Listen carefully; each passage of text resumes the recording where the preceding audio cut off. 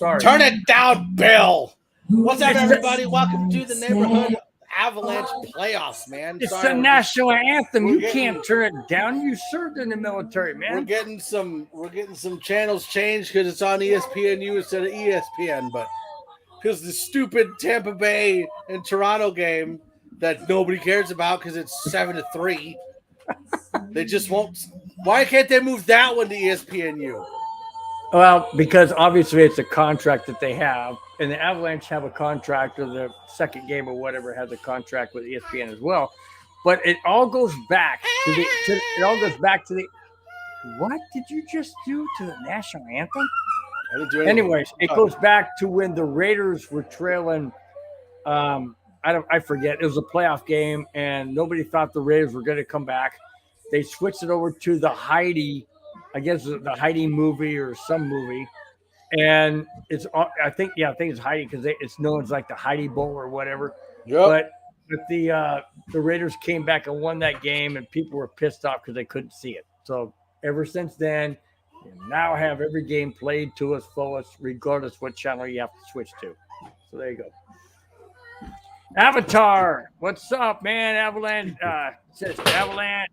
What's up, Avalanche fanatics? Absolutely, Bubba says hi. Pablo's already laughing at me. Emma, what are you doing? Sorry, I got a tag along in here today. She's behind. Hey, out. She's going to hit the power switch. It turns off everything. Okay, so they just flashed a score, a stat up right now. It says the reigning Stanley Cup champions of all time in round one are 57-22. So that means Avalanche have a really great opportunity of getting past the first round. Who's on screen right now for you? The goalie, George. No, for the Crackheads. Oh well, now he is. No, now it's McKinnon at center ice. Okay, so I see Makar. Now they're getting faced off right now. Okay, pause your thing for a second. Okay, I paused it when they flipped it into center ice. Go. Okay, now it's into the Avalanche. We're close. Okay. Uh-oh, mine just froze. Now I'm behind. Yeah, long time no see, Cam. Chumps? What do you mean chumps? Oh, thank you. You want me to have this? Here, Emma gave me this for the game. Oh, cool. Oh, she wants it back. Never mind. It wasn't for me. There you go. Icing. Good. We're not going to need a ballerina. What the heck are these at? Hey. Yes, we are the defending champs. Right here. Champion. Everyone wants to know, can the Seattle Kraken stay in this series? No, they can't. They can. They have to try and limit. I'm so fed up with expansion teams having all of these great players from other teams to make their team. Since when does an expansion team just have the free-for-all to just grab anybody that they want because other teams have to give up those players? That's wrong. It should be a draft. It shouldn't be great players. Why? They're an expansion team. They have to work their way up. It was the freaking stupid Vegas Knights last year, and now it's the Kraken this year. Back-to-back expansion teams. Pisses me off. They should have no business being in the playoffs whatsoever. No business. And yeah, guys, I'm fired up, man. I had an afternoon today where I had a dryer delivered and they got the wrong freaking connections, and I got to wait another 3-4 days to come out and bring me the right connections. I mean, the things that upset you when you're old. That's basically what. Get off my lawn! It's like those things where, like, you used to get excited over like a song being released or your favorite band's going on tour. And now it's like, oh, an adapter for a vacuum cleaner. That's exciting. No, I mean it's it wouldn't bother me so much, but my wife and I went to Lowe's out here in California, and we told them what we wanted, and they said, okay, you need this connection, this connection, this connection, this connection. Okay, fine. They ran it down the list. They said, okay, everything is there. Then we get the freaking dryer today, and they gave us a gas line for a range, not a dryer. They're different connections. They're different components. I'm like, how do you get that wrong? On the ticket it says dryer. Right below it says gas range connection. Huh? Anyways, so I'm a little bit fired up, even more so for this game. So just forewarned that I may go Bill? explosive tonight. Huh? Explosive diarrhea. Oh, come on, Avalanche. Oh, no. God dang it. Another mistake, a turnover right in their zone. How'd you get ahead of me already? Because I remember, if I pause it on satellite, it'll automatically after 30 seconds kick it into. That's all right. You're not that far ahead of me. Oh gosh, oh Gorgiev, you suck. You turned it over in your back. You moron. Freaking idiot. He went behind to play the puck, and then he let it go, and by that time, oh my gosh, that's what I'm saying about Gorgiev. I can't trust this guy. Can't trust him. The pressure of Seattle is the reason why that goal took place. Can you imagine the collective sigh and almost relaxation on that Seattle bench? Because what happens, Bob, is if you give up a couple early goals to Colorado, the crowd gets into it. Things go a million miles an hour. It's tough to just settle in. Shoot. Ooh. It's so important. Seattle's such a good road team. See, that's the problem. Gorgiev's shaky right now. He's totally shaky. And now they can't get out of their own zone. Oh man, the Kraken are coming and they're hitting now. Wow, they just hit McKinnon hard. Come on, Byram. Shoot it! Oh, dang. Bad word time. Bad word time. Ooh, look at what Pablo said. Get him, Bill. Don't be mad after sight when Kraken beat your ass. I'm not going to be mad because the Kraken ain't going to beat our ass. Ain't going to happen. Bill, what you guys say? You guys say, Pablo, your face, and that's it.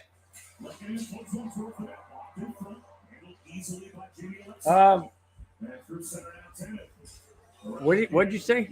Your face, and then just back off. That's all I gotta say. In your face. No, they're watch it. God dang it, Gorgiev is just. This defense, this team is just. The Kraken are swarming. Why? Because they got that one goal lead. Come on. Oh, it's only one. It's 1-2. Dang it.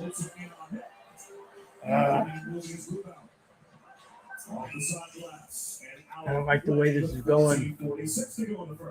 Kraken lead 1-0, and they have 5-2 on shots. I know the Avalanche have been basically a mid to late second period and third period team, but you don't want to wait that long. You don't, not in the playoffs. What's the score? It is 0-1 Crackheads. Here, put it up there. Yeah. It was up there. Oh. See, it even says game 1 right there. I know. Pablo. Score, Kraken. I don't like that. I don't like it. Listen, Pablo, we don't need to know what you're going to do with your Crackheads, okay? You don't need to tell us that you're going to score with the Crackhead, okay? Don't you trust their goalie? No, Pablo, I don't. Bill doesn't trust anyone, I've never especially trusted, the government. I've never trusted Gorgiev all season long. I know he has an equal amount or very close to what Darcy Kemper had. Okay, that's the regular season. What did Darcy Kemper do in the postseason? Elevated his game. I'm not seeing that tonight. I mean, what, the second shot of the game by the Kraken, it's a goal? No, I'm not seeing a confident Gorgiev. Listen, Sorry. Bill, you got to start calling them by their real names. It's George, and then the backup goalie is Francois. Franco. Francois.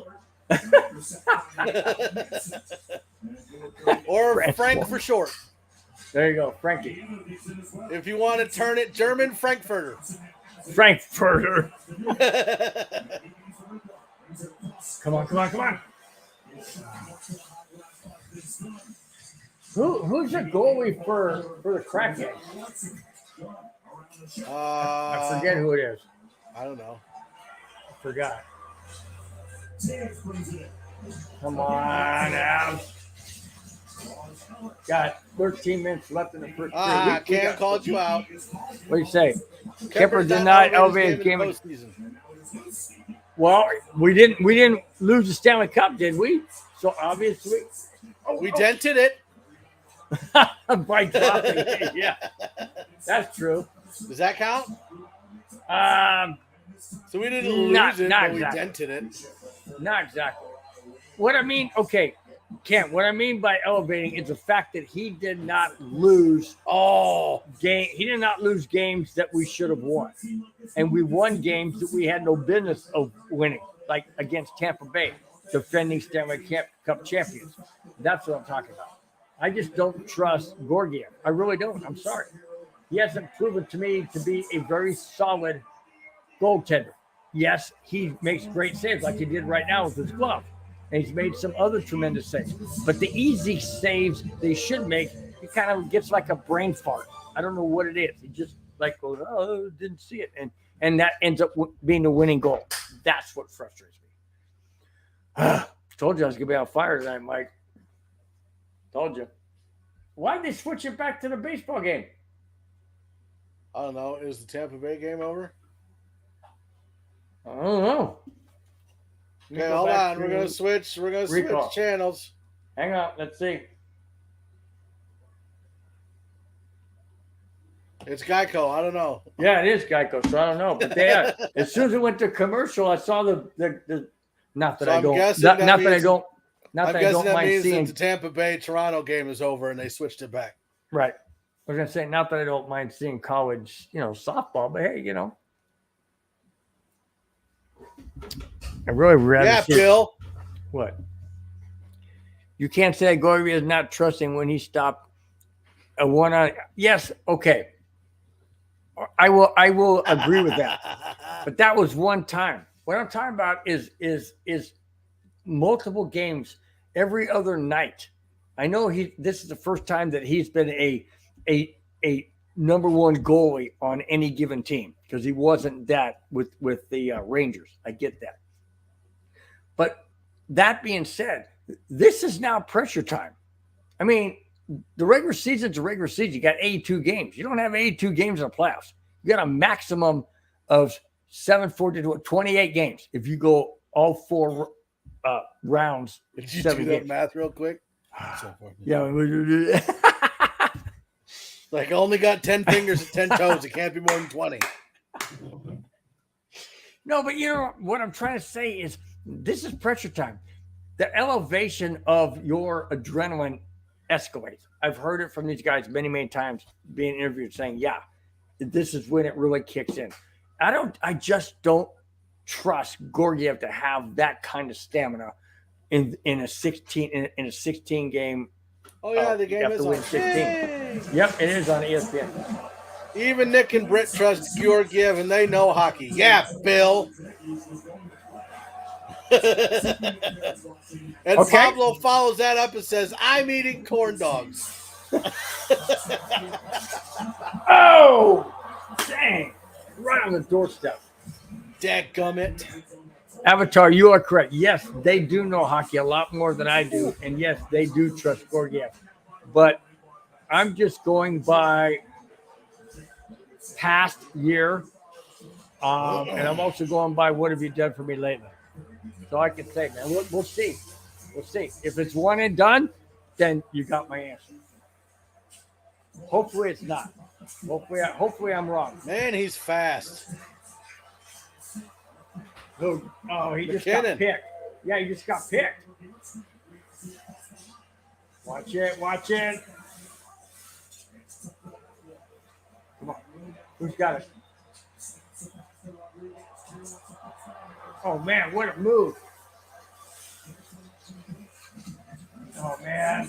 Come on, get it out of the corner. Come on, guys. Oh, shoot. Gave it up. I'm not like, oh, what a hit. Great hit. Right there in center ice, man. Laid him out. Come on. How's the weather there, Bill? Is it raining? No, Pablo, it's not raining. It's also not sunny. We have a thing in Southern California that's called April showers bring Mayflowers. We already had the April showers. Now, when the May, it's May gray and June gloom. So we got 2 more months of ugly weather. I don't think it's gonna be raining all that much. That hit McCarr put on him gave him a bloody nose. Good. Oh, wait, was a legal hit though, obviously, because it's still playing. Oh, another great hit. Oh, Avatar says Grubauer's in the net for the Kraken. Boo! No, Grubauer. Yeah. Not Avalanche. Grubauer. Former Avalanche goalie. That's what I'm saying. I can't stand him because he was a freaking piece of crap that left Colorado. He didn't want to stay. Oh, 2-on-1. Watch it. Uh-oh, penalty on who? Oh, no, on the Avalanche. Penalty on the Avalanche. Crap. Text hockey card. So does that mean the Leafs are going to win the cup? Boo! Boo! I'm going to assume that Tampa Bay won that game. Does that mean the Leafs are going to win the cup? How's folks? Hey, what's happening there? Text hockey cards. Nice to have you. NHL. God. So now Manson's on a 2-minute hooking penalty. We're already down 1-0. And the Avalanche, in my opinion, okay? I'm just saying this, guys. In my opinion, I don't see the Avalanche playing with as much heart as Seattle is. And that bothers me. I mean, you're only down 1-0. You get up a stupid ass goal because the goalie doesn't know how to handle a puck behind his net. He gives it up, and an easy goal, like I said, about Gorgiev. Kemper wouldn't have done that. All right, so let's get an update here. So obviously you saw Tampa Bay beat Toronto 7-3. The Rangers beat the Devils 5-1. Right now, Winnipeg and Vegas are tied at the end of the first. Come on, Winnipeg. Seattle and Colorado, we're watching now, obviously 1-0. Let's see here. We've got the Islanders and the Hurricanes, and the Hurricanes have a 1-0 lead in that one. Games. They're going into game 2. The Bruins beat, is that the Panthers? Florida Panthers? Florida Panthers. So Boston leads that 1-0. Minnesota beat the Wild beat the Stars, so Minnesota's a game up in that one. Let's see here.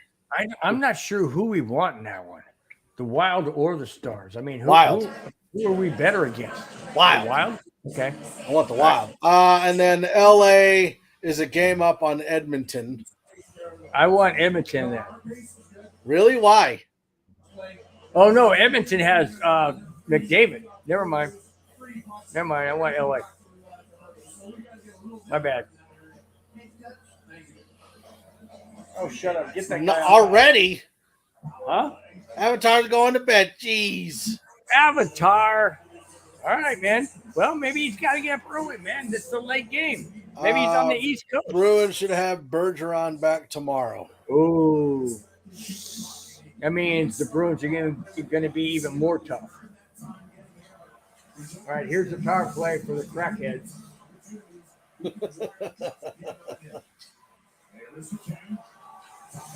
Come on, guys. Watch the shot. Nice save. But you're not going to the next round going. What? But you're not going to the next round. Avatar hates Bill. What? Oh, that's messed up. Oh, but you're not going to the next round. You're going golfing. Oh. Cam. That's harsh, dude. Wow. Wow. Wow. All right, Bill, Av. you're such a hater. All right, Avatar. Sorry, man. I'm just saying, dude. Yeah, Bruins win the cup unless the Coyotes do.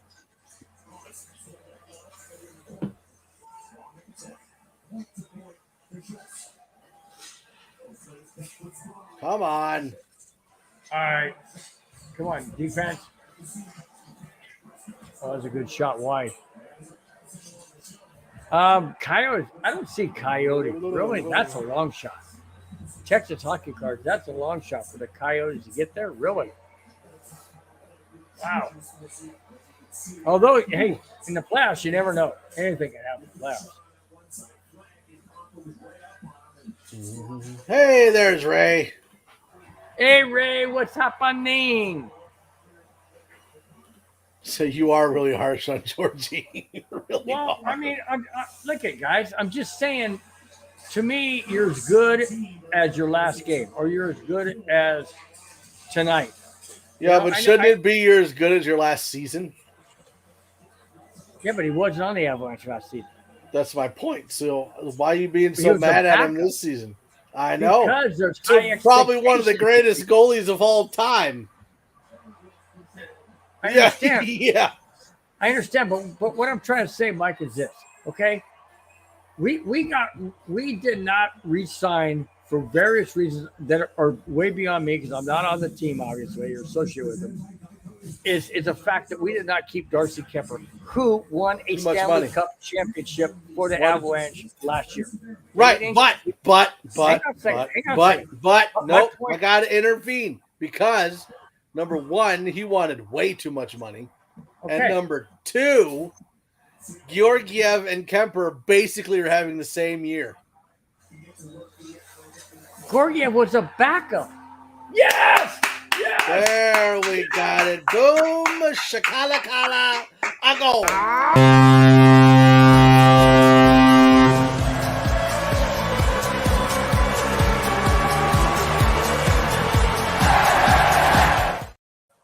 I hit the wrong button at first, and it was you coming out of the Oh, nice tip off the skate. Great shot. Oh, McKinnon shoots it, and it goes off of Mikko Rantanen skate, I'll bet you. Yep. So does Rantanen get the goal? Rantanen gets the goal. McKinnon get the goal? No, Rantanen gets the goal. Because you would think that would be like an assist. No, it's because if he doesn't redirect it, it's not going to be a goal. So that has to be Rantanen's goal. They're chanting Moose. Come on, shoot it. Okay, no, so this is what I'm saying. So you're saying like you're upset because it's not Kemper anymore, it's Georgiev. What I'm saying is if you look stat for stat, Georgiev this year is having almost exactly the same season that Kemper had last year. Okay. But my so point, why are you so hot on Georgiev and loving Kemper so much? Maybe the reason why I'm more high on Kemper is because he was the goalie for the Stanley Cup championship team. Well, I get that.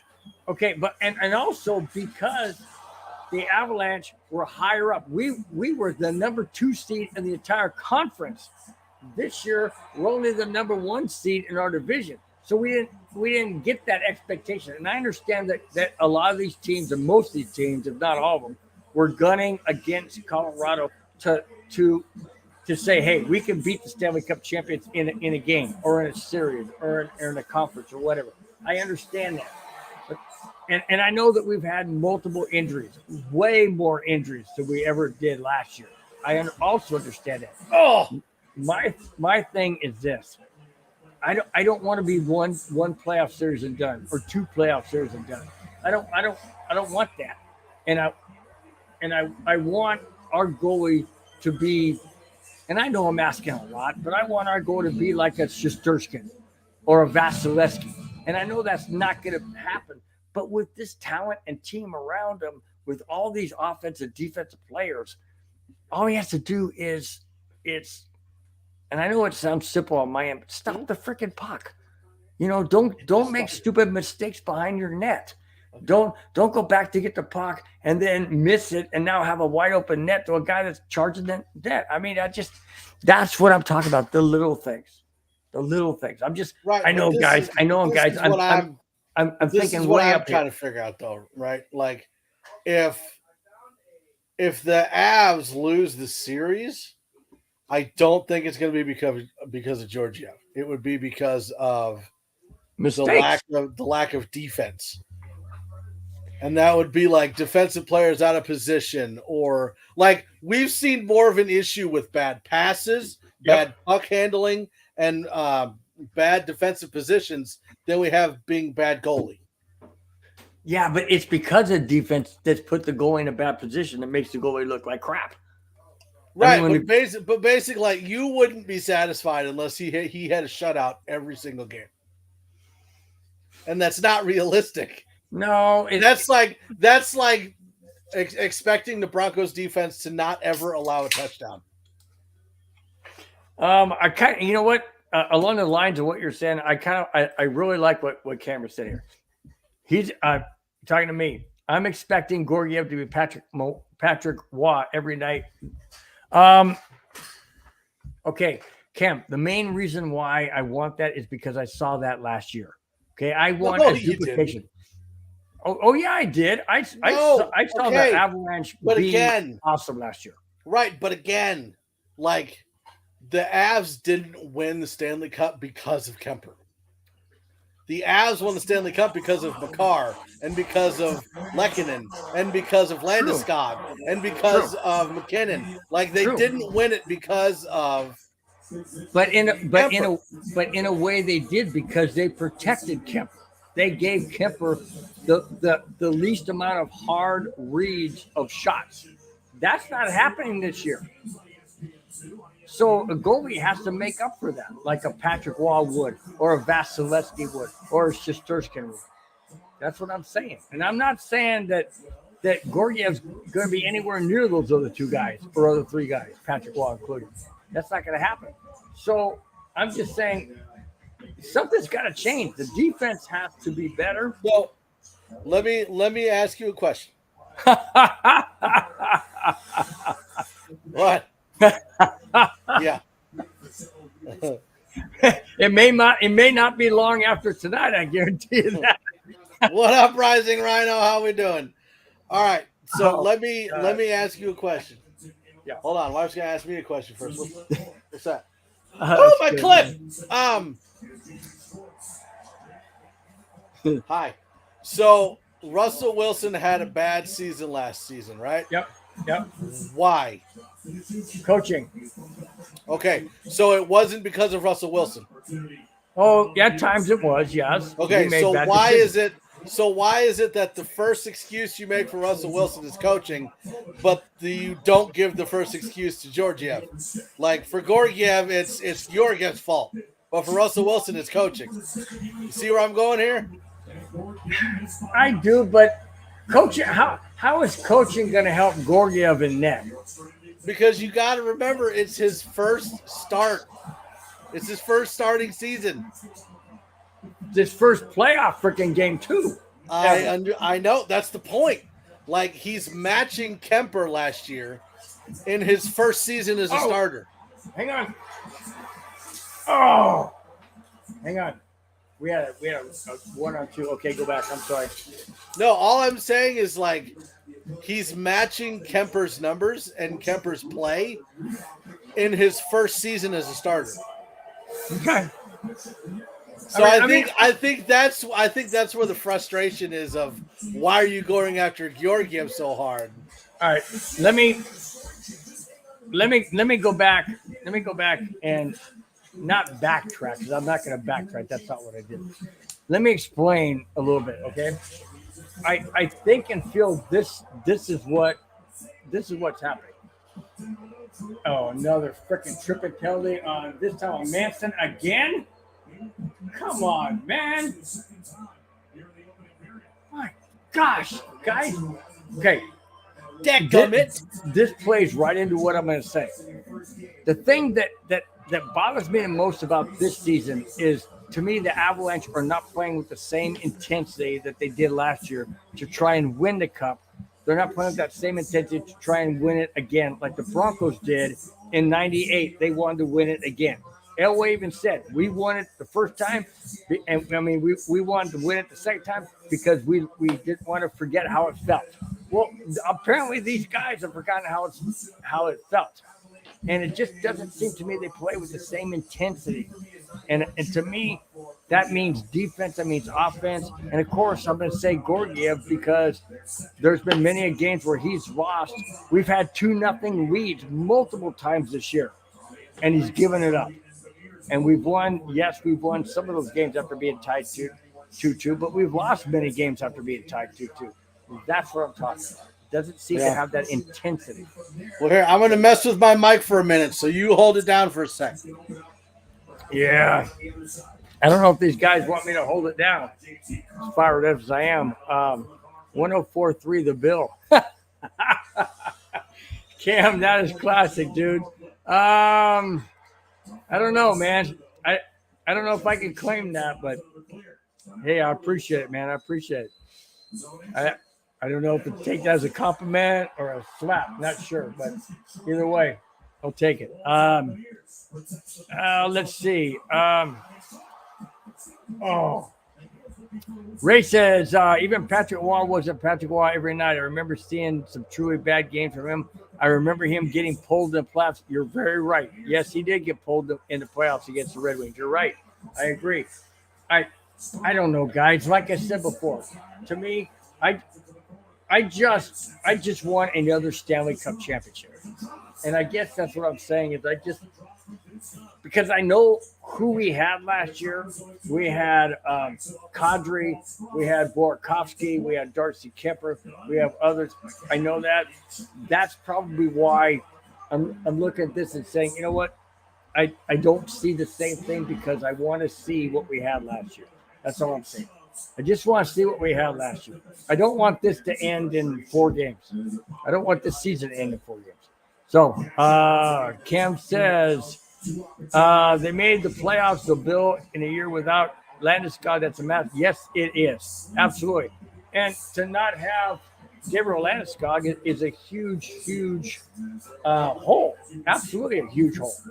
And to do what the Avalanche have done, and yes, I will give this to Georgiev, and I'll give this to all the Avalanche players. They dug down deep. They strapped up their skate boots, and they went out and they won games, and they won the Central Division that nobody thought they could win when they were like dang near last place in January. So absolutely, totally admire them for that. That's why I don't want them to do anything, ridiculous to not win these games. We got to. Can you hear me now? Yes. All right. You missed my rant and raving, but it's good.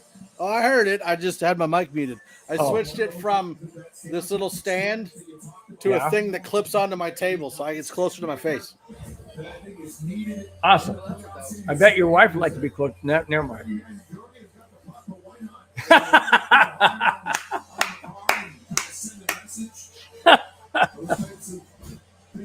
I wasn't even going that direction.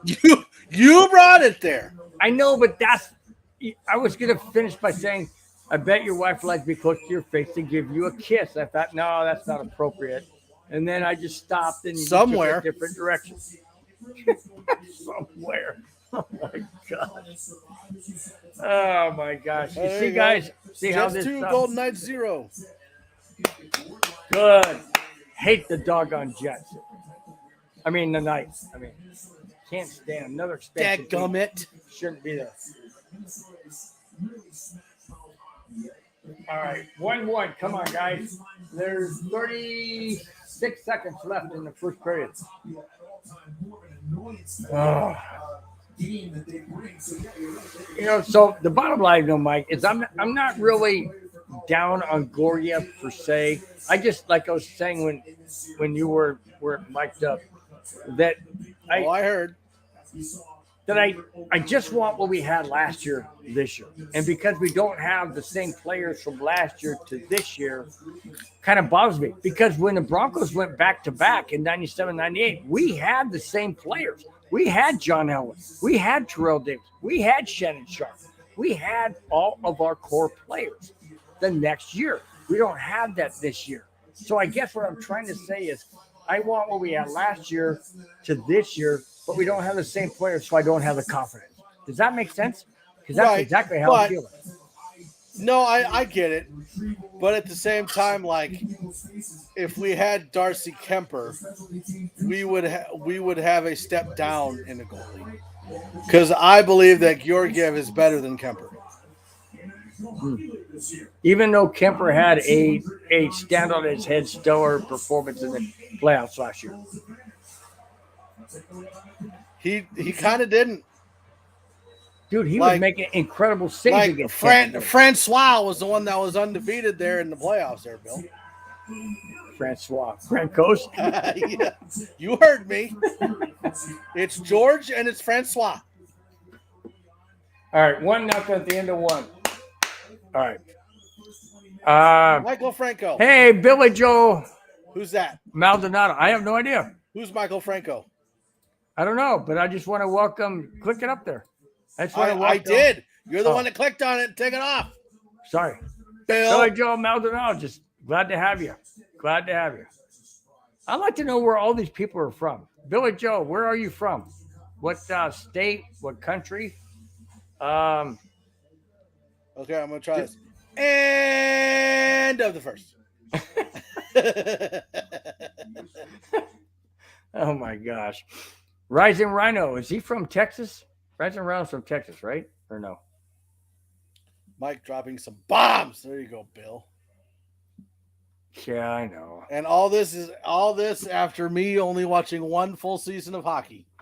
Oh, wow. Cam said the first time seeing you use Logic. Somebody's just itching to get fired off the podcast. Wow. Rising Rhino says he grew up in New York. Okay, great. Awesome. So Rangers fan, Islanders fan, Avalanche fan. Oh, jealous. Oh, no kidding, man. Denver, dang. I would love to be there. Absolutely love to be there right now. I got my one of it's my. It's not funny, Ray. Making fun of me is not funny. My only cool brother-in-law, and his wife are thinking about going to Colorado, and they wanted me to watch their house because they got some dogs and chickens and stuff, and they live out in the country. And I said, "Where are you going?" Counterintuitive, there, isn't it? Dogs and chickens. Why is it counterintuitive? Because dogs would chase the chickens. No. The chickens are in a coop. They're in a big cage. But I mean, the dogs are cool. They kind of round them up and stuff. But anyways, so I go, "Where are you going?" I said, "We're going to Colorado." I said, "I'm sorry, I can't watch your house." I said, "Why not?" I said, "Because I'm going with you. If you're going to Colorado, I'm going. I ain't not staying back if you're going to Colorado." But so guess what? I haven't heard from him since. I don't know what I'm doing. Never talking to you again, Bill. I don't know if I'm. Anyway, if Russell Wilson plays, if Russell Wilson plays like Yasher, what do you guys do with him in the Broncos? Trade him to the Browns. Wow. Trade to the Browns. Gee. Dang. Yep. Listen, there is absolute zero doubt that Russell Wilson will not play like he did last year. There's not even a question in my mind. Did you hear today that I read it on my phone that Russell Wilson was one of the first people in for voluntary workouts and weightlifting and everything? He said he's really trying to get into Sean Payton's good graces, and not good graces, but his game plan, workout ethics, and all that. I thought that was good. I mean, and he even said that, hey, I'm willing to do whatever he wants me to do because he's a Super Bowl champion head coach. I mean, that tells you a lot right there about who Hackett was. Trade for Jalen Hurts. Shut up, Cam. Tank for Caleb Williams. Stop it. Draft trade. No. Stop. No. All right. Well, Rhino says not all. Okay, I'll pop in tomorrow he's night. Not leaving. He's going. He's checking out mainly tomorrow. Oh, okay. All right. It's cool. Oh, wait. When's the next Avs game? Thursday, 6:30. It's not tomorrow, is it? No, not tomorrow. No, it's Thursday. Thursday, 6:30 my time.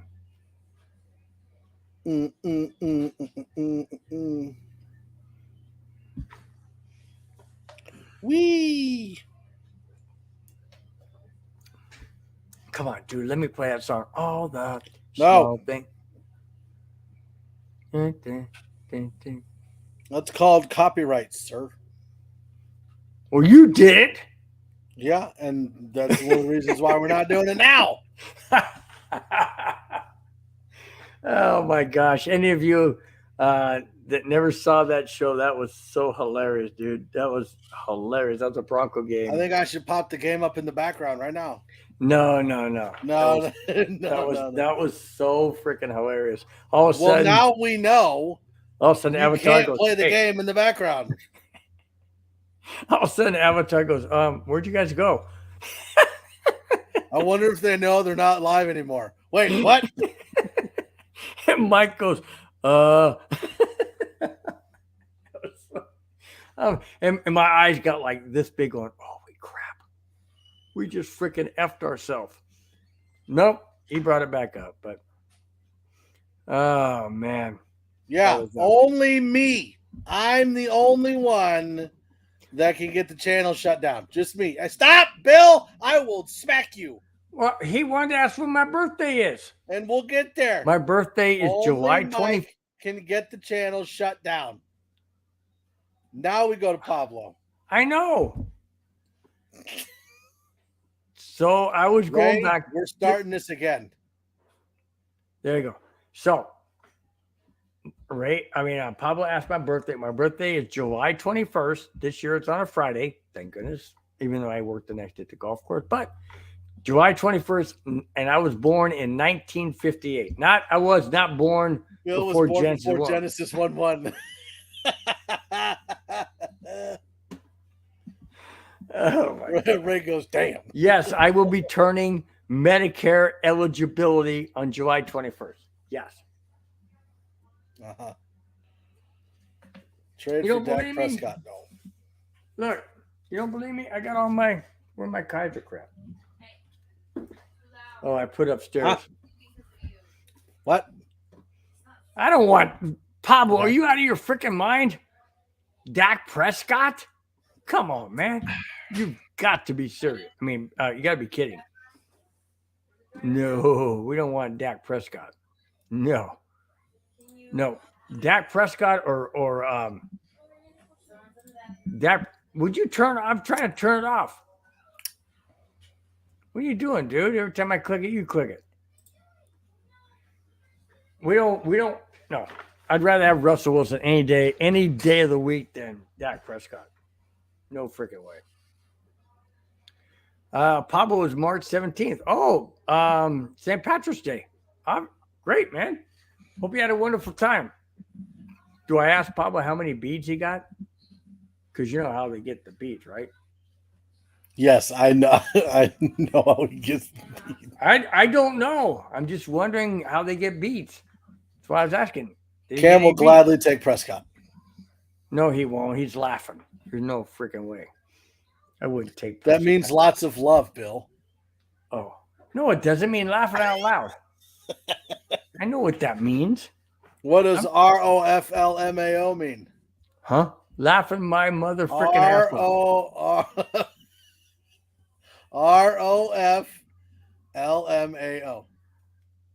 ROF, rowing on freaking floor, laughing my ass off. There's one F.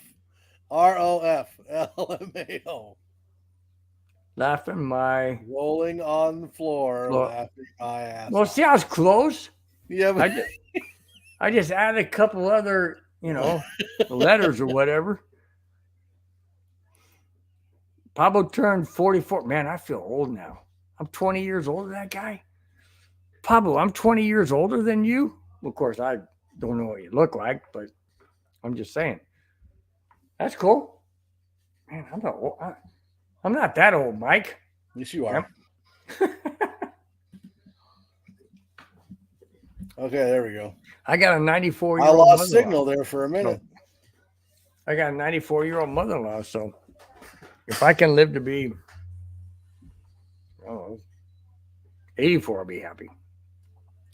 I'm not old, Cam. Bill, you are old. Just Yeah. straight Okay. face. Okay. Yes, huh?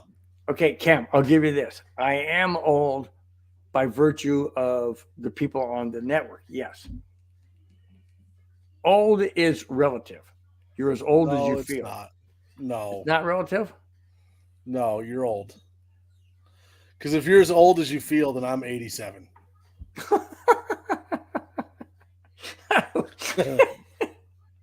Hey, I like what Pablo said, man. Awesome, man. Thanks, Pablo. I thought you were like 30. Yeah, look at the face after that. I know, dude. I'm just trying to get a compliment where I can get one, okay? Gee. Come on, you gotta help this guy out, man. I mean, I know some people that are like in their mid to late 30s that have, gray. It ain't uncommon. See? Right here. Saying? Right there. See? This is all wisdom, Bill. Well, what do you think this is? Huh? I'm not gonna go there. Are you talking about the skin or the shine? Which one are you talking about? I mean 30 years older than me, Bill. Okay. Oh, Pablo, that's good, man. That's good stuff, dude. That's good stuff. That's good stuff. No, I'm not quite 74. Give me 10 more years and I will. Add a 1 in front of it, and then you got it. Oh, 1 in front of it. Cameron, there's no doubt you have gray hair. Yeah, I do. It's all good, man. I mean, I don't know. I kind of like it. Kind of like the way it looks, Kind of matches the Avalanche white. Or is it, wherever it's at.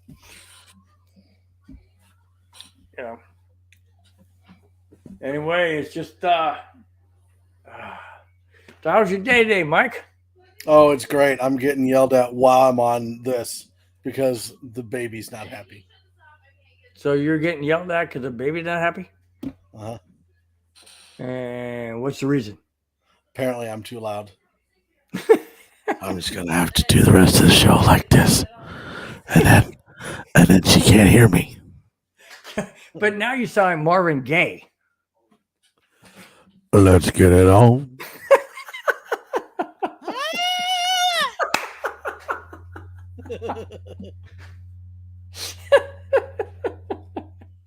You're not going to. For 1 minute, not a minute, for 1 second, I thought it was a baby that was crying when he went, let's get it on. I did that right when the wife walked by and she just looks in the, room like, oh, shoot. Rising Rhino. I'm Batman. Oh God, my no. gosh, dude, that is freaking hilarious. Oh my gosh, dude, that is so freaking funny. It's all love. We love each other at MHRT, except Mike when he rides scooters. I love scooters. I'm glad you said scooters and not hooters. I love those too. Wait, you don't ride them? Well, never mind. It depends, Bill. Never mind. Never Thought you mind. were doing Batman for a second. Where is she? No, just didn't want to go down that road. That's all that. Just 2 nights, 1. Dang Hey, it. it's Brett. Brett, what's happening? How's it going? Good. You missed my ranting and raving early on. A lot of people don't like me talking negative about Gorgiev, so I guess we lost subscribers. But I told you I was going to fight you. You weren't there, but I said it on the podcast. yeah, well, I watched the podcast. I didn't comment or anything because I was busy doing stuff around the house with my wife and everything. I had my ear thing and was listening to you guys. But I was just singing Marvin Gaye. I did not.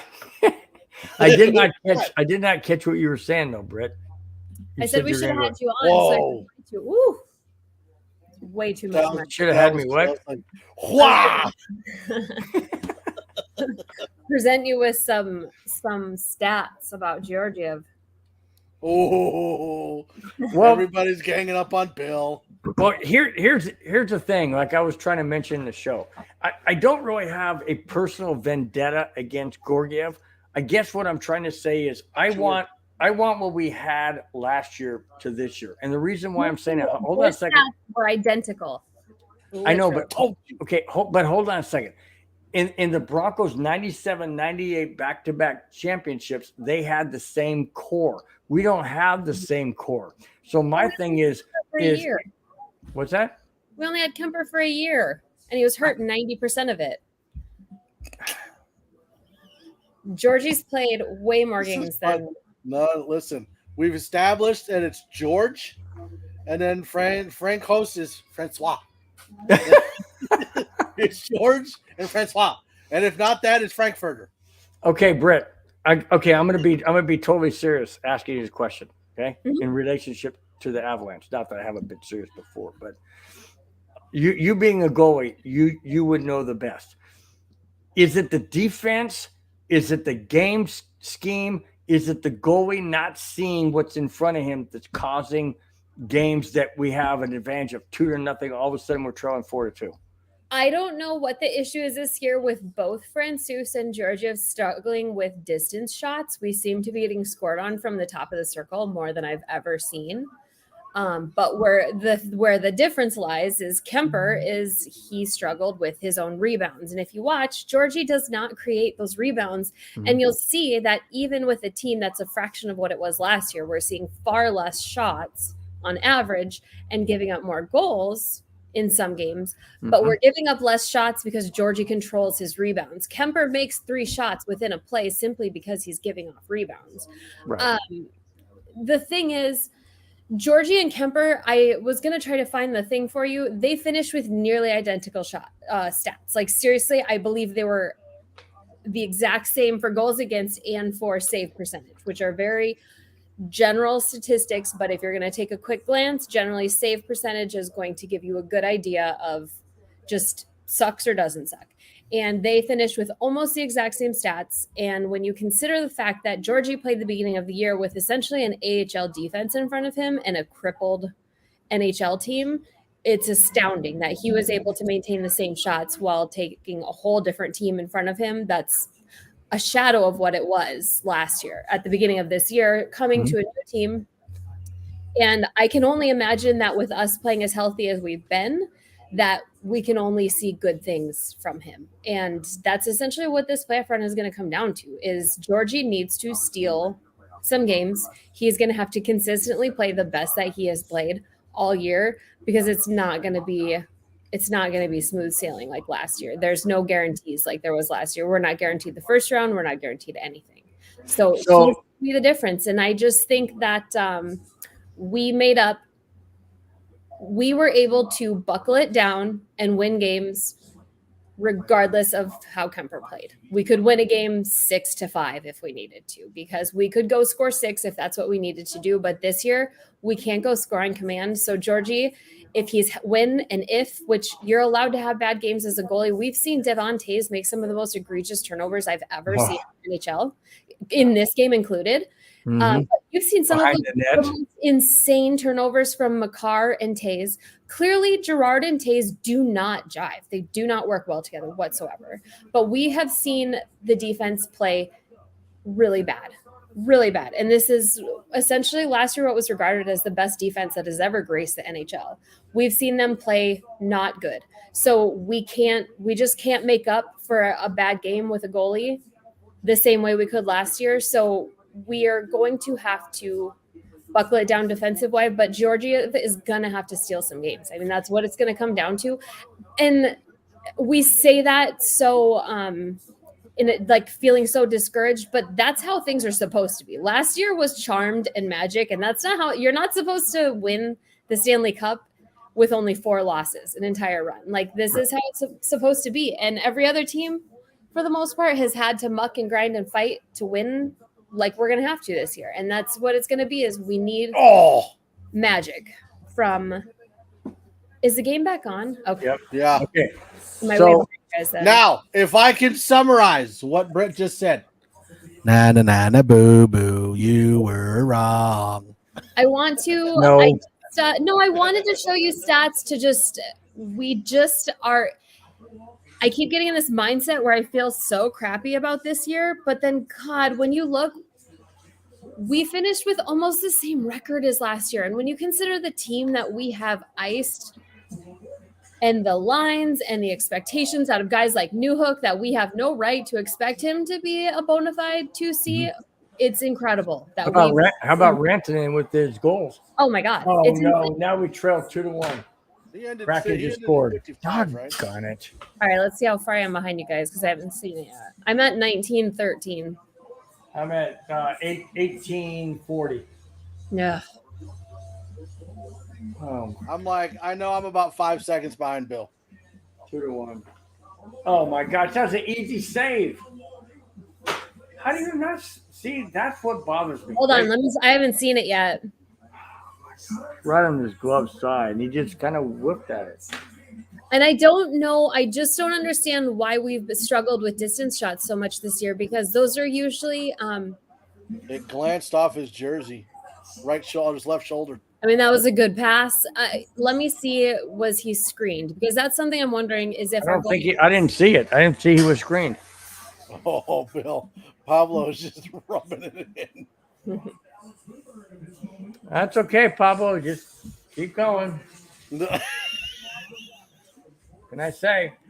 See. he looked like so if you watch when he's going over, it almost looks like his pad.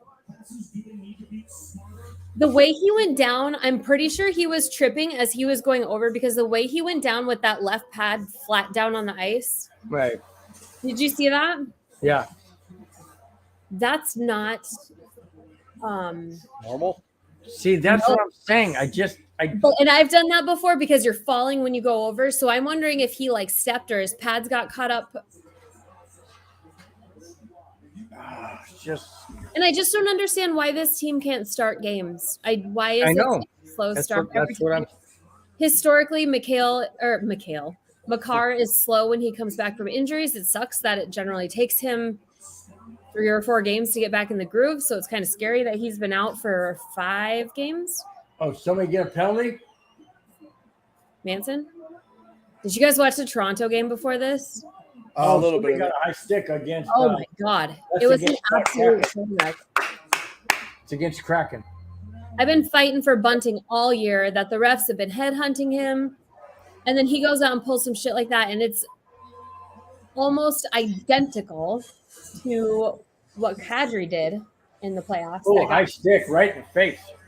I'm not sure what any of that meant. Who's number 20? Is that number 20? Bunting has been getting picked on by the refs all year. Michael Bunting for Toronto. And tonight I'll get a link. He did a dumb play. Like Toronto, I don't know. I've never taken them to be a dirty team, but Victor Hedman is out, I think, under concussion protocol. I'm trying to take a picture of this. And they injured Verana, but Bunting elbowed him right in the head, Ooh. fly by. You do that in the head, Ooh, he should be ejected. He's probably going to end up with a suspension. Okay, can you guys see that? I think Comper just got popped in the face with the puck. So if you guys see how his leg pad is like flat down on the ice, it should never be like that. Their pads should always be up parallel to the ice. And he's got that one flat like this. Almost, it looked like he fell. And that's why, and he just happened to fall in a way that made that shoulder lower. And that was just a snipe. All right, come on, Avs. You're on a power play. I don't think I'm live. Oh, dang. I think that McKinnon shot got Comfer in the face. Oh, great. That's exactly what we need. No, Copper's okay, though. Oh, Yeah, he's still out there, but he grabbed his mouth after. Oh, of course. Did you see him like buckle up and then kind of fall? And then he was holding his mouth. I think he got popped in the mouth. it's a good way to start Come things on, out. guys. Oh, up in the net. Dang it. How many seconds left? 15 and almost 16 seconds left. I don't know. We Oh, almost yeah, missed right. it. Oh, no, it just missed him. Oh, maybe it did. Oh, no, he's grabbing his shoulder. Or up around his neck, right around here. Wow. Oh yeah, it got him. It hit him up Oh, there, it did, right in the chin. right in the face. I Wow. wonder what happened to Jack Johnson in warm-ups that EJ's Ouch. playing, because EJ was supposed to be a healthy scratch. And he is, isn't he? No, EJ is playing. Jack Johnson is Oh. out. Ow. Dude, I think he's talking like a dislocated jaw or something. Yeah, he's going like this. They're like trying to move it or something. It was on the bench anyway. But he's not in the locker room, so Oh, dang it. Come on, guys. Oh, they just cleared it. Maybe knocked a molar loose or something. I don't know. That's the end of he the power comes play. out with a cage. 15 seconds left in the period. Avalanche trailing 2-1. You mean 15 minutes? I mean 15 minutes, sorry. Yeah. 15 seconds. No, 15 minutes, you're right. Whatever. I can't see it. I have my glasses on. Yeah, that's what it is. It is. Look. See? It's not your old ass eyes. No, I see it now. I see 15 minutes. But if I look here, I can't see if I get here. It's because I don't have. Maybe I'll just go like, just Me. wow. See, but if I come in close, then I can't see, so I got to take it off so I can see the screen. Rising Rhino says, "How did I miss a goal?" I don't know. You weren't watching. Oh, get off my lawn! I hadn't played it yet. I had to throw it in there. No, you haven't. All right. Man. You know, I don't. Seattle's playing with way more energy than the Avalanche. Way more energy. And that's another thing, Britt, I don't understand. If you're the defending Stanley Cup champions, wouldn't you think you'd come out wanting to dominate and show that you are the defending champions? And I thought there was a switch that should be flipped when we came out for this Yeah. game. Because You're- I've been able to we're make home. excuses all year that they're exhausted and tired and hurt, but you'd think that nothing would matter. exactly. But that hasn't been evident tonight. Well, but that's the saying, though, isn't it? Like, it's easier to win one than it is to repeat. Like, repeating is harder than winning one. Absolutely. Because now you're getting everybody's best. That's Sure. why what Chicago did was so incredible, is because you shouldn't be able to repeat. Tampa did it under 2 shortened seasons.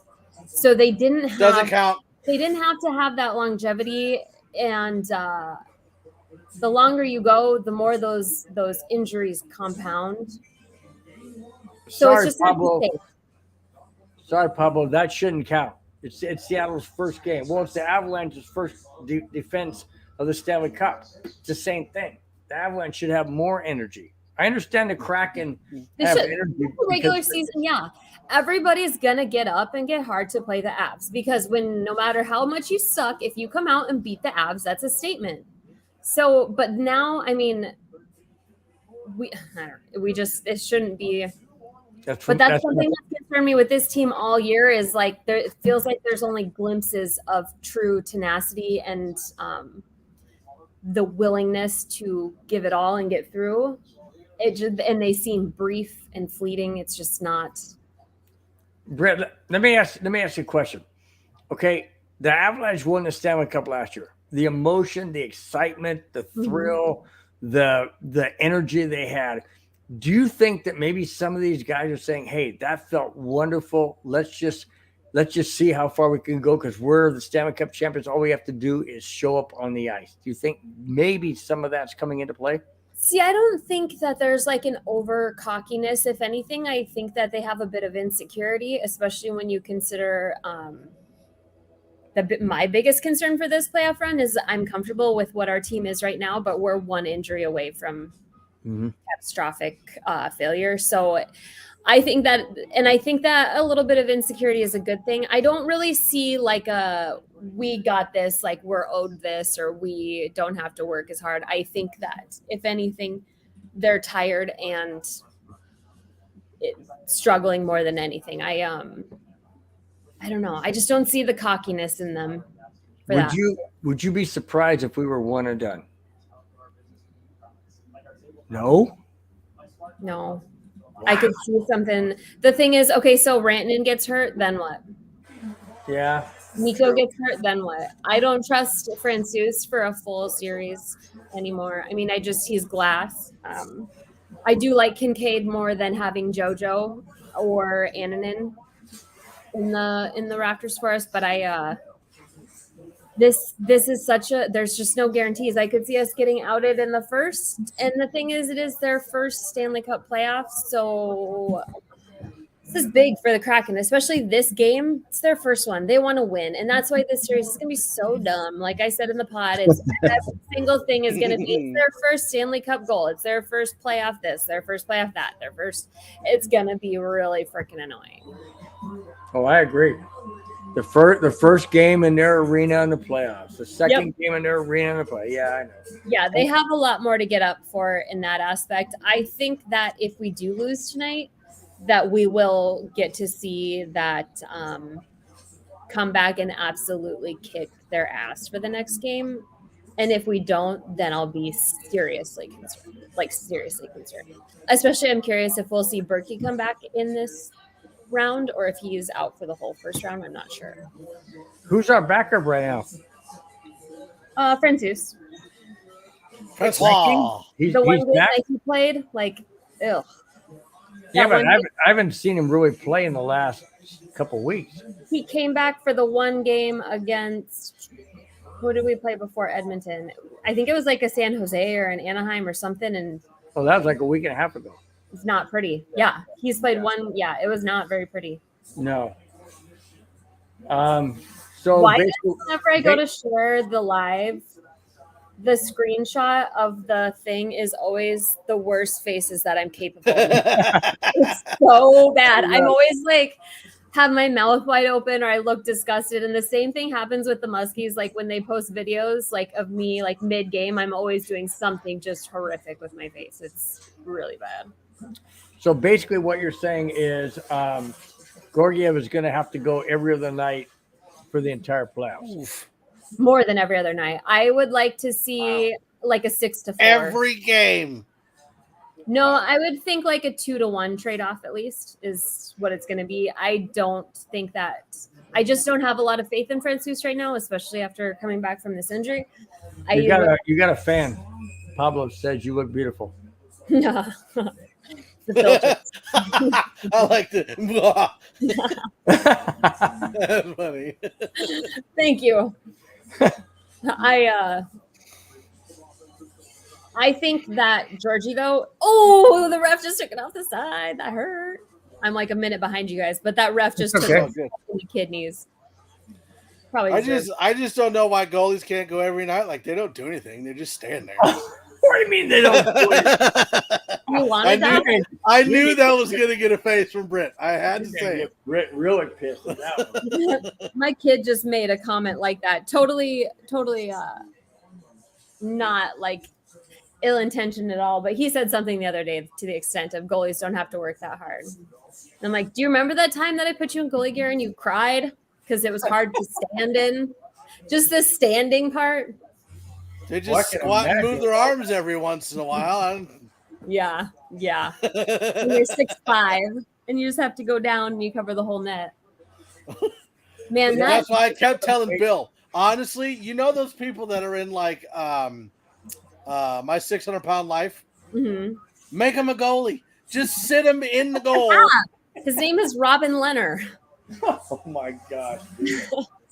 They don't even have to stand up. Just put him in the gear. Sit him down on the We try to ice. say lay On him like down. some cardboard or something. And Lay him try down to to score. a mask over his face. Oh my god. Like you have that's the thing about maybe the these NHL. spots right here, and that's all you got. They're so boring that none of the NHL would ever try something absolutely absurd like that. Like there's no fun in the NHL. No The fun. Kraken are buzzing. We're just chasing. I And know. this That's is 'cause when we The struggle. crack is hasn't worn off yet. we let teams. Yeah, we let teams play their game. Wow, Taze is mad. What? Oh yeah, he bumped one of the guys. I don't know who he Right in bumped. the face. He bumped somebody real hard. Kale looks really not excited tonight too. He looks kind of mad. But maybe they need to get their butts kicked and come out tomorrow and act That's a like it. wake up call, you mean? Yeah. Yeah, I'm not worried if we lose tonight, but I'm worried if we lose the next game. Manson, he's so naughty. I'm worried if we lose tonight only because it's home. Woo! Oh, first, where's the penalty? Come Did we lose a on. single game on the road last year? Taken. You Did gotta what? be kidding me. He Didn't tripped we him. win almost every game in the playoffs last year on the road? Yeah, we We won almost game on every the road. playoff game anyway. No, Yeah. But I think, oh, that should have been tripping. that Absolutely. slip right off the face off is scary.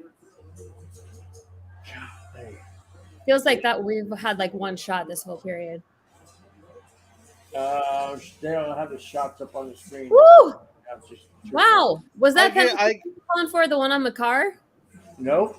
Oh, I get your rebounding thing though. I just like the Kraken goalie. oh, Anytime they Grubauer's shoot, about it clean. bounces off. Grubauer is terrible. Floppy in front of the net. Oh my God, Rance. Kemper's just got this thing. Things go in his glove and right back out. It's like he learned from me. Come on. Oh, keep it in the zone. But especially since Kemper hurt his hand, it was like December last year. He hurt his hand, and I wonder if he had to have like a special Nice check. padded glove Ooh. that he can't close all the way. Because God, pucks just bounce right out of his glove. It's like he can't close it. It's insane. You're talking about Kemper, Kemper? Yeah. remember? You he- ever somebody- forget where you put your cell phone and it's under your leg and then it vibrates? You're like, oh, I forgot that's where it was. That's what that That's what was. you did, Mike? That's why I went, ooh, because it was under my leg. I was like, oh, why am I vibrating? Hey, Clayton. Clayton says, hey, guys. Hey. Nice to have you, Clayton. Always. Man, we can be playing a little bit better. Yeah. I mean, if we just had a really, really fat person in the goal, we'd be fine. We've unlocked the code. I mean, goalies just stand there and wave their arms every now and again anyway, so I don't know why. Yeah. Britt's going to drive over to my house and kill me. You're lucky I'm trying to type. I still haven't shared this. I keep like looking away from it, trying to share the link for It's the one of live. those ones where, like, you go to take the screenshot and you're like, Oh, always. That was come mad. on. No, I'm going like this.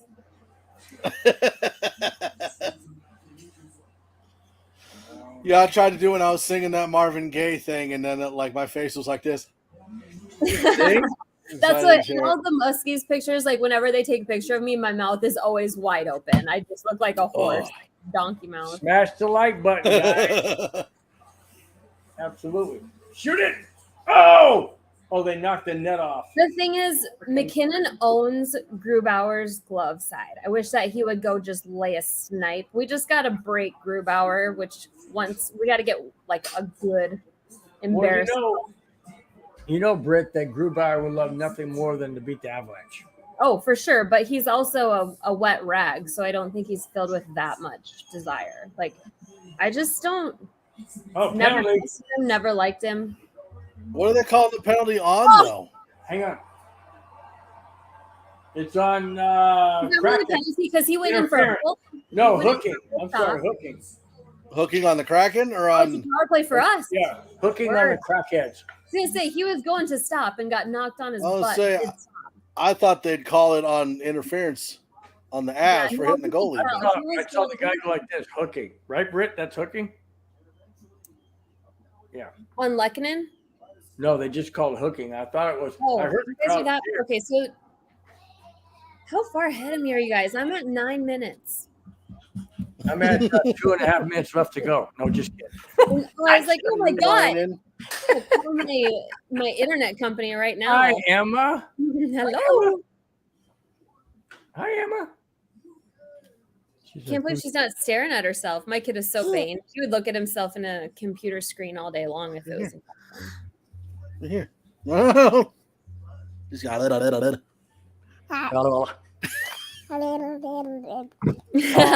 How cute. You want me to sound like a turkey? She can't hear you, but I enjoyed your turkey sound, though, Bill. Bill, when I've got the headphones on, that means she can't hear you. Never mind. See, Britt, what Mike's got to put up with and everybody else that has me on their show. No, I want to kiss the doggy. Where's your birdie? Let me tell your dad to get you a birdie. She's doing her sponsor, Mountain Dew. Where's your Mountain Dew, Mike? There you go. Same with Britt. Never far away here. You want some? Oh yeah, and that's what you want to do. Spun up your kid even more with caffeine. This parenting tip brought to you by Mountain Dew.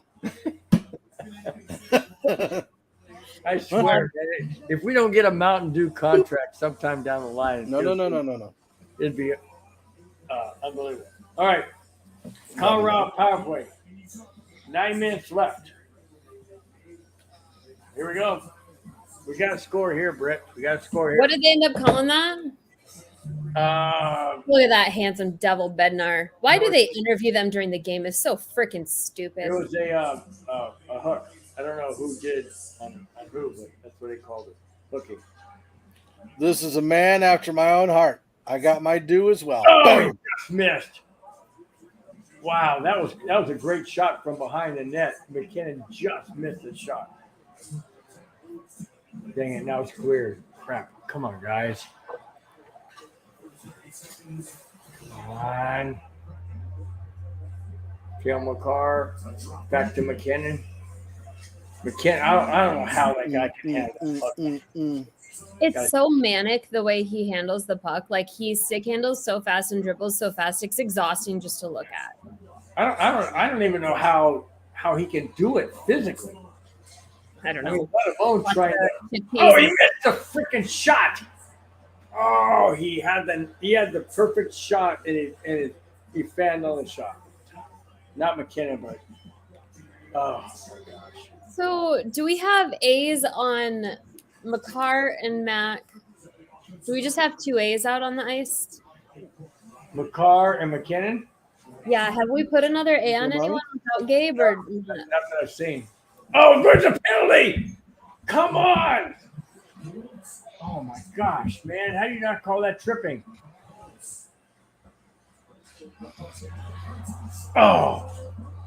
Hit the side of the net. Looked like it went in. Hit the side of the net. Oh my gosh. Dang it, another clearance. How much time left? 10 seconds left. It's the last rush. Dang it. God, that power play was just on fire for a while there, and then it just seemed to have sputtered off the last one. Yep. Now it's 2-on-1. Offsides! Come on! Gosh, how do you not call that offsides? The guy was a full stride over the line. Oh, that one-timer from Byron. That was nice. Wait till you see the offsides coming up. It was clearly offsides. Absolutely absurd offsides is what the Avs do. Of course it was offsides. How do you get that far off and they'll call it? Thank goodness Gorgiev stopped it. Otherwise it'd be 3-1. My God, these refs suck. Grubauer. Feel like we're talking about football again. These stupid refs. Well, it's true. Horrible. I mean, it almost seems to me like the Avalanche are the defending Stanley Cup, so they want to see somebody else win. And that's what I hate. You know, call the game the way a game's supposed to be called, regardless who's playing. Just Mike, you're going to get a phone call from Britt after the show going, I don't ever want to be on here with whatever. Bronco Bill on there ever. He's such a Georgiev hater. This guy is such a nut. People are just mean to goalies. People find a way to bitch about goalies no matter who they are. But hey, at least we're not in Toronto's situation because True. we can rough them. What did you see all of the firings from across the league with head coaches, general managers? Lewis is probably on the phone right now working on moving to the Penguins. They fired Hextall, Burke, and then who's the other guy? Yeah, it's crazy. It's crazy. Woo! Georgie! You like that save? That was a good save. That was a good save. But I'm telling you, man, all of these, let's see, the Penguins fired people. Carolina, no, not Carolina. Penguins. King, was it the Kings or Ducks? One of the two. I think it was the Kings. Which I really like him, and he sure as shit didn't get a fair shake in that spot. Look, we're gonna give you the crappiest team that ever existed, but we expect you to do decent. Well, you're just the only one commenting, Clayton. He's like, am I the only one live? No, you're just the only one commenting. There's 600 people on the stream. And you're the only one talking. You know why? Because I'm enthralled in the game. No, and then there's one idiot like me that's on Facebook bitching about you guys ignoring them. Come on. Oh, shoot it! Oh, nice. Oh. Man, Bo has had some good looks on that back door. He's Gee, nice check. Kind of surprised to see Rantanen, Mac, and Erod on the first line. I wasn't sure if we would how we'd split that up. I really liked Mac and Lehkonen, and I'm curious if we'll end up splitting Rance and Mac up eventually. I thought Lehkonen was out there. Lehkonen's not out there now. Oh, breakaway! Oh my gosh, right on the doorstep. Where's the penalty? And they're on the first line. I thought he was. I thought it was McKinnon, McCarr, Rantanen, and then. Wait till you see this flurry in front of them. Was Lehkonen on the power play? Oh my gosh. With Mac and Rance? Uh-oh. But the thing is, Erod thrived when he was on a line with Crosby, so, That's what I'm saying. Man, Grubauer, that stupid jerk is playing really flurry. Stupid jerk. But that's what we do. Now it sounds like me. I like it. Oh, man, he took a hit in the boards. Golly, but we've all seen Grubauer fall hard in the playoffs. So come on. We cannot lose these freaking crackheads. Dang, I hate expansion teams, man. Because they take players from other teams that are good, and they shouldn't do that. They should have to get them what's from crazy minor is league. just how uninspiring their roster is. It's just full of upper mediocrity that keeps them afloat. Yeah, I never understood the whole taking players from other teams thing. Yes! Oh, he missed. Oh my Like God. you got the. In. So when they added the Houston Texans in the NFL, right? Like they didn't take players from other teams. They got the first pick. Yeah, I But then suppose other than that, That's what I'm saying. It should not be taking players from other teams. That is wrong. the pool of prospects for football is so much wider than hockey, though. It would take so long to build a team of Well, good. good NHL players. right? But at the Just same think it's- time, like if you're really bad that first year, then you get the first pick. Right. I just think that they don't want to present an already relatively obscure sport with them sucking super bad right away. Like they need to start out with a little bit, but they're talking about, was it Merrick today? I don't know if it was on the Jeff Merrick radio show that he was talking about. They want to get up to 36 teams, which would be adding 4 more. And when you consider the talent pool in hockey, there's not as much to go around. And the more teams we add, we're diluting these all-stars to where you're going to end up with just one all-star on every team that can't. I don't know. I don't like it. I just feel like there are better ways to do it. Like there is, like if, for example, if the new expansion team gets like when Even they're if they able to didn't start draft from AHL teams, all AHL well, teams. and when they're able to start free agency, right? Like the expansion team gets a week first before everybody else, so they get a week to figure out what free agents they want to bring in. That And would maybe make more with, sense, like, right? some cap relief if they had a different cap for the first couple years, maybe Right. if they could pay a little bit more or something. So then they're getting players that are good on the team, and they aren't stealing them from other teams. Which, I mean, that's what the protection is supposed to prevent. It's not like you have to, they get like first choice. They don't get to just take Makar. Oh, I can't believe they did not call that penalty. I'm curious because they were talking about on the merit. Oh, that must have been. Oh, God, darn it. Penalties that should have been called right there. Oh my gosh, these refs. I will say this though, like out of all of the leagues that we have, like NFL, NBA, MLB, I think NHL has the least amount of problems. Oh, for sure. And part of that is the players are so controlled and so much more.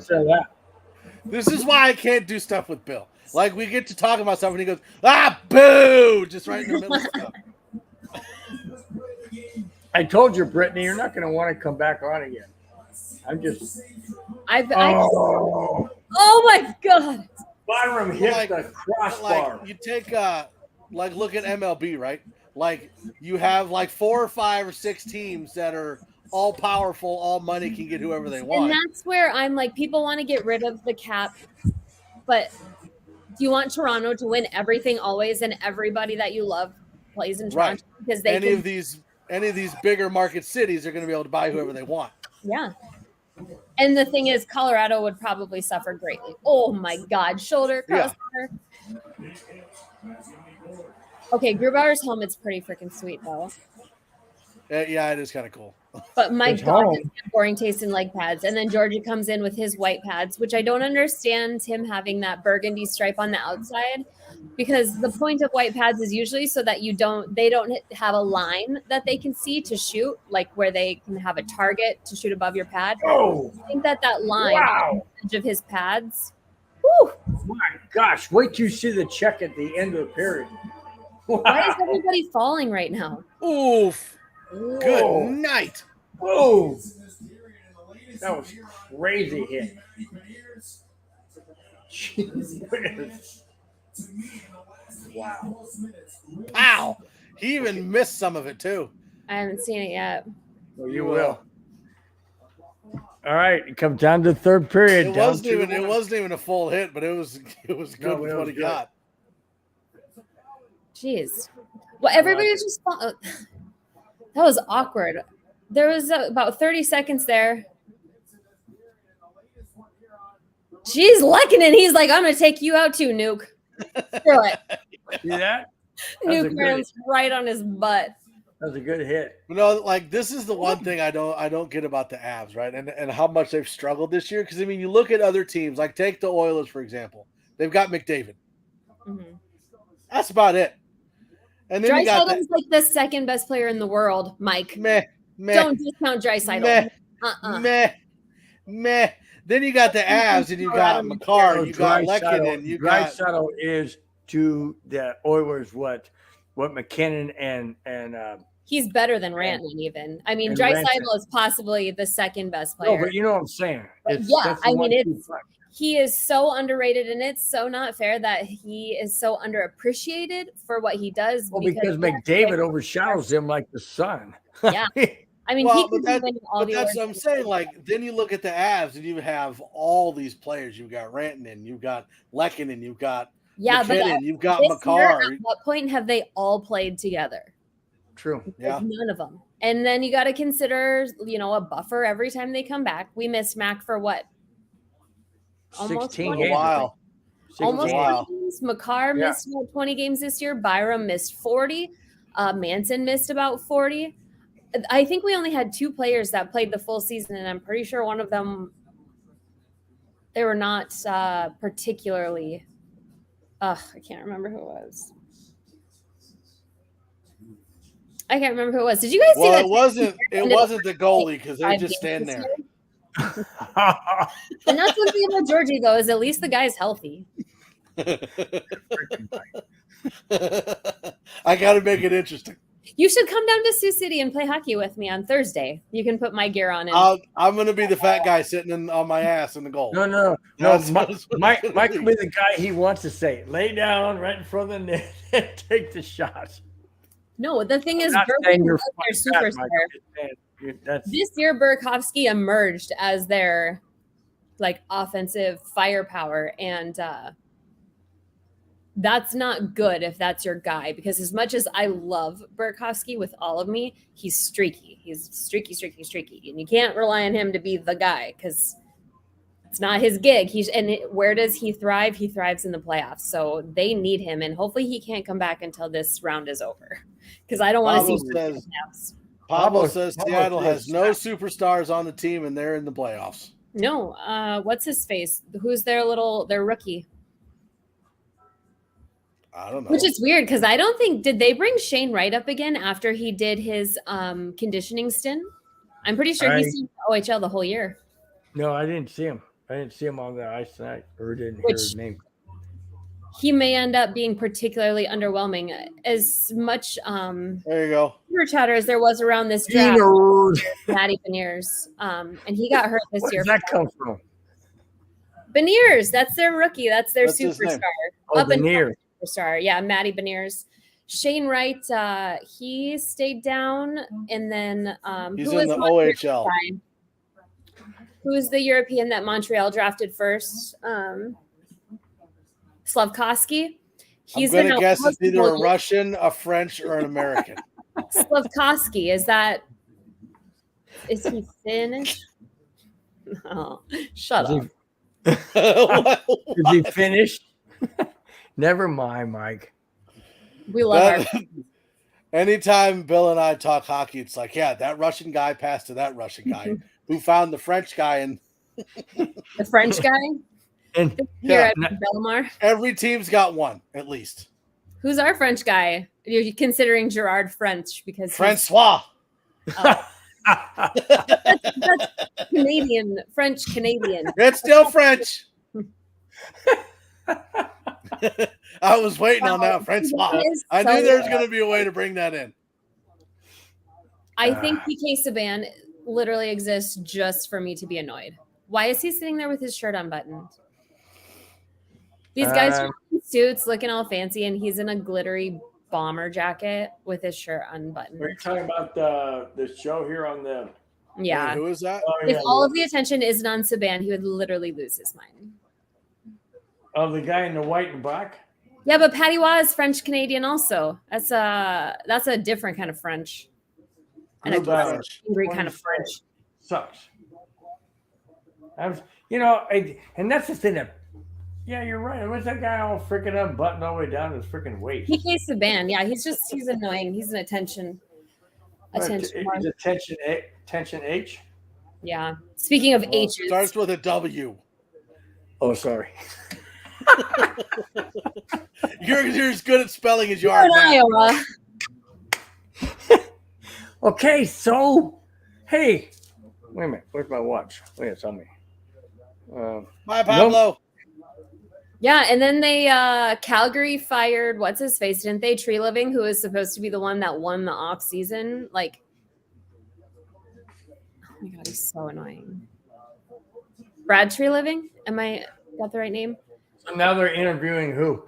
Calgary has to be the biggest disappointment in a long, long time. Who are they interviewing? Byram. Oh, Bo Byram. Bobo. Look at that scraggly little kid. Oh my goodness. How old do you think he is? I think he turned 21 last year during the season, didn't he?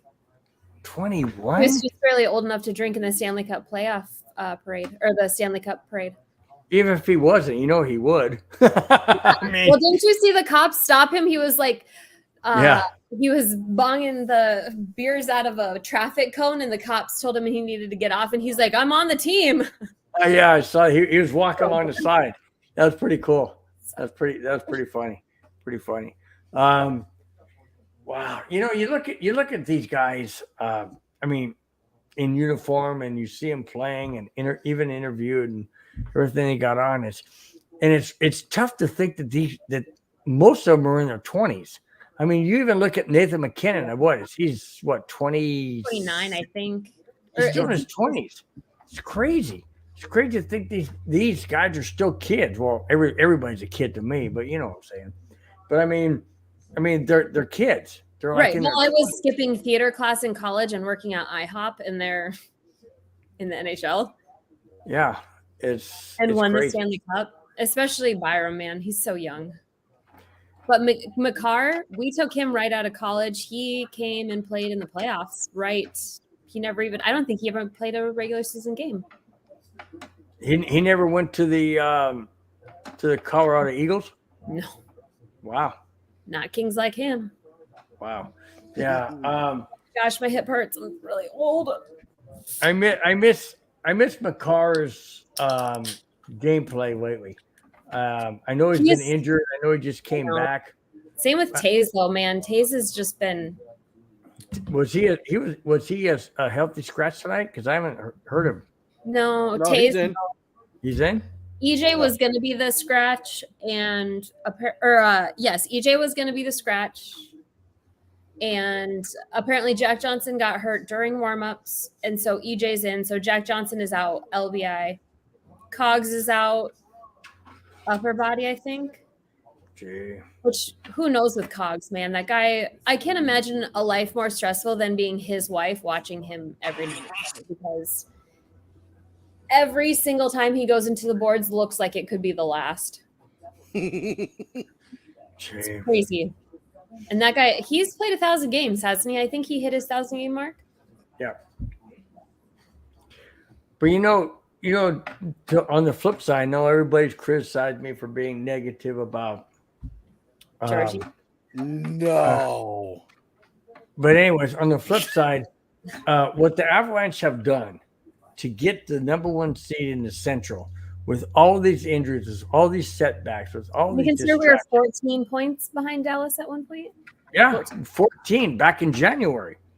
And to come out and win the Central is remarkable. Yeah, But and of when you course- consider it exciting for us and how insane it is that Dallas and Winnipeg pissed that away. Yeah. Or allowed But us to take it. But also, if you look at this, Brett, not only did we come back and take first place, but we also put that proverbial big circle bullseye on our back again. Because now everybody's saying, everybody was just God. praying to God we wouldn't get healthy. Sure.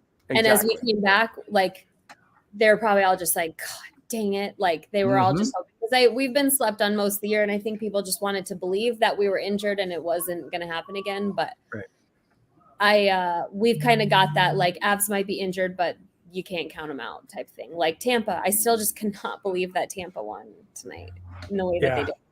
Let me ask you a question. If we lose tonight, do you think that Bednar goes in the locker room and rips them a new one and says, hey guys, I This don't think that's is his goal. ours to win, not theirs to win. Right. I don't know if he's like a big yeller. I think he's more of like a I'm just disappointed. And then I think that I think they're a pretty self-controlled locker room, and I would imagine that McKinnon, and I would hope that Gabe is in the locker room at this point. But yeah, it's out like it's a big thing to protect. I mean, if we get punted in the first round, that sucks so bad. Like at least get in there far and make something of it and fight hard to lose, but especially losing to the Kraken. Ugh, yuck. So if we lose tonight, you're saying that Thursday night we come out with a vengeance. We sure as hell better, because if we don't, then I'm going to be really concerned. So because there's times that we've gotten our asses kicked, and I've thought there's no way that they're going to come out and they'll still have a slow start. And like after the big Chicago win, seemed like we came out, or big Chicago loss when we just lost horrifically to Chicago. I'm trying to remember. It's like I feel like we went out and then we beat a team bad, maybe the Canadians or something. And then we went on to just get destroyed by someone else. And it was like, that's one of my big concerns is it's like, we don't have this like stable, the ability to turn it up and keep it on. Like we can't just be always needing a reason to turn it on, because we need to just inherently be able to turn it on. Right. Clayton wants to ask you, I'll send it to you, Britt. Who is or was one of the best players for the Avs? Like of all time? I don't know. I think that if you ask any random Avalanche person with any basic knowledge, they're going to say Joe Sakic, Peter Forsberg. Yeah, he did. He said Patrick Roy. So Peter Forsberg probably should have been, but his career was cut short, unfortunately, and tainted at the end. But Joe Sakic. How about why wouldn't you say Patrick Roy? Yeah, I mean, I guess when I think player, I always categorically I see them as different. Like I would do like Joe Sakic and Patrick Roy, but I mean Patrick Roy definitely was. We haven't had a franchise goalie essentially since then. But it's not a world of franchise goalies anymore, I don't think. And you see it's a constant rotation. We're looking at possibly a nonstop tandem soon. I don't know if these big goalies or if it's the length of the season or just the pace of the game. I don't think that goalies are going to be able to be full-time starters playing with only a backup filling in occasionally. It's going to be a tandem thing soon. Okay, Brett, I have a question for you. Yep. Joe Sakic in his prime versus Cale Makar in his prime. Who's better? Okay, and so talking like going categorically in their respective positions, though. But the thing is, they play different positions. So I would say, I mean, I think that I'm saying what they've done here of their position at the end of Makar's career, I think that he will be more decorated than really was as far as personal awards. Joe I Sakic honestly think that Makar is going to go down as one of the best players in the world that ever was. I think that he's like a Gretzky level, and I think Joe Sakic is up at the top there. Cale Makar is changing the game of hockey. He's changing how we skate. He's changing the positions. We're altering to more of like a rover type position where Cale Makar is essentially a floating forward and defenseman, and he's capable of doing those perfectly well. I'm not even convinced that you couldn't put him in as goalie and he'd probably do okay. So I think Cale Makar is different level of everyone. Cale Makar and Connor McDavid are those two people right now. Like 1995. It's just like, to me, looking at it from like the outside, it doesn't even look like Makar is the best player on the team. It looked like this year's to me like McKinnon. Rantanen. Part of it is just their play presentation. McKinnon is, so when you talk about, like when you compare McKinnon and Connor McDavid, I always tell people that McDavid is the Formula car and McKinnon is the NASCAR. Like they're different play styles. So it kind of depends on what you appreciate out of them. And that's part of the thing that comes in with Makar is if you're not somebody that truly appreciates defense and the things that aren't pretty that are still really important and really hard. Exactly. Football guy. Oh, You got to. That's why you'll find goalies that love Makar, because you have to be able to appreciate defense more than the pretty. But Cale Makar has also popped off some of the most insanely sexy goals of the last 2 years, like insanely good goals. And that's the thing that's so special about him is his offense and defense. But you got to be able to appreciate defense to understand, and you need to just watch him skate and understand like the edge work that he's doing. I think part of the reason that he's so good is because his IQ is so high. His hockey IQ is so high. It's such a like work harder or work smarter, not harder. His edge work. And when you watch how much less like stopping and jarring movements he has to do because he's so good at utilizing his edges, it's honestly incredible. And it's changing. Like when I was growing up, everybody wanted to stick handle and go to hit stick handling camps. And now the life goal, like you wanted to stick handle like Crosby and shoot like Ovechkin, but now it's you want to skate like Makar. Like he is the standard of elite skating. And that's why him wiping out in the All-Star game was so depressing. Britt, does Makar make McKinnon better, or does McKinnon make Makar better, or do the both of them make what's the name? They make each other better. Yeah, I know, but I'm thinking Rantanen. Do both of them make Rantanen better? Yes. And that's what the thing is, Makar and McKinnon particularly, they're the types that work well together because you've got Makar feeding it up to McKinnon and they're operating on another level. And I think that we're really seeing Rantanen grow into that. He's always been huge and strong and powerful and fast, but he has never shown the ability to have the control and the true hockey IQ that the true elites have had. And this year, something just seems to have clicked because he's just succeeded on pure like brute force and tenacity. But now you're seeing these like higher IQ things. And when you talk about like hockey IQ, that's just like that Wayne Gretzky crap. Like, I don't go where the puck is, I go where the puck is going. Like where you're mentally a step ahead that you don't need to physically perform, you know? I feel like I just keep going on and on, but I would die for Cale Makar. That's pretty much where we are. Cale Makar is, you're like us watching him. And that's what I always say is like, if you don't like McKinnon, it's whatever. Like he's kind of a jerk, but you know how it is. He's our jerk, and Brad Marchand is their jerk, and the Kachuk's are their jerks.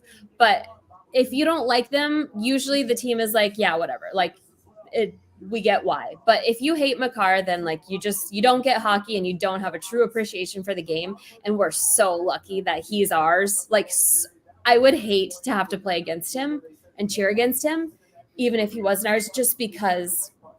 I mean, we're watching like magic. At the end of his career, he is going to go down with so many awards and just recognition. And I just pray to God he doesn't end up with his career cut short by some stupid play. Did the Avalanche come back in the third period, tie it, force it to overtime, or win it in regulation? I hope so. Well, it's back up now. Almost scored twice. Well, I can't score twice in one shot. Such a Because you missed the first one. Because you missed the first one. Well, then you don't score twice. No, they missed both. I'm saying they almost scored twice. Oh. Offside? Nope, not offside. Oh, where's the penalty? Come on. What are these NFL refs? These referees suck. Such standard Grubauer. It's like he struggles to cover it right in front of him so often. With us, too. Like during that Dallas series that we lost. Was that the bubble or was that before the bubble?